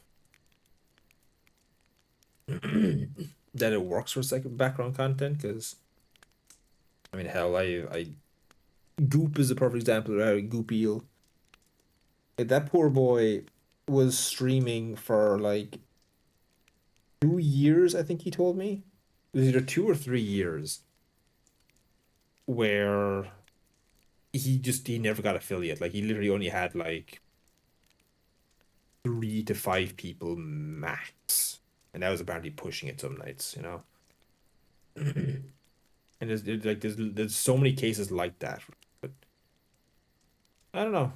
I guess it helps that I'm usually comfortable rambling like this and not like going 90 miles an hour. Now, obviously, if I went 90 miles an hour and was an ADD nut job that flipped over places and had whiz bangers going off all over the place, I probably have a couple hundred because I'd have all the kitty zoomers watching, but I don't know. That was never the style I wanted to go for. I definitely wanted a more chill stream and just kind of gradually build up the community. 1 second. Oh God, my voice, holy shit. Soon enough, yeah. We're I'm literally 30 seconds off of hitting the 6 hour mark, so we're just gonna chill here for a minute till we hit the 6 hour. No reason not to. Yeah, hope we have a good one too. O's will call you Kyle. Let's see. For those that are still hanging around, tomorrow we will be continuing our SCP run. Hopefully I shall not have drama interrupt that one. Just say there was a reason the last week's one ended early. Leave it at that. Oh my God. No, no, Ravens. You know anything. But yes, we get the SCP run going, we'll properly get it going. Right, get some containment going. I need to actually study the SCP mod. There's just a whole separate like containment settings in that mod. Good, good, good. I haven't made a pizza in a hot minute. I used to make pizzas a while back, but got sick of it. And there was no good like alternatives for sauces or cheeses around nearby. And any of the pre-made bases weren't great, and I am not a good enough chef or cook to make my own pizza dough. The only way I would ever make my own pizza dough is if I owned a proper wood, like a pizza oven. Um, like a pizza oven or like the dream. So if I ever somehow make it mega big on Twitch, the true dream is to own a wood fried pizza oven or just a wood fried oven in general. Oh my God, I would get so much mileage out of that. And I don't mean these small ones. I mean one of the ones you build out in your backyard. It's like a whole fucking thing. Oh my God, I love wood fried pizza. I think wood fried pizza is my favorite food, like hands down.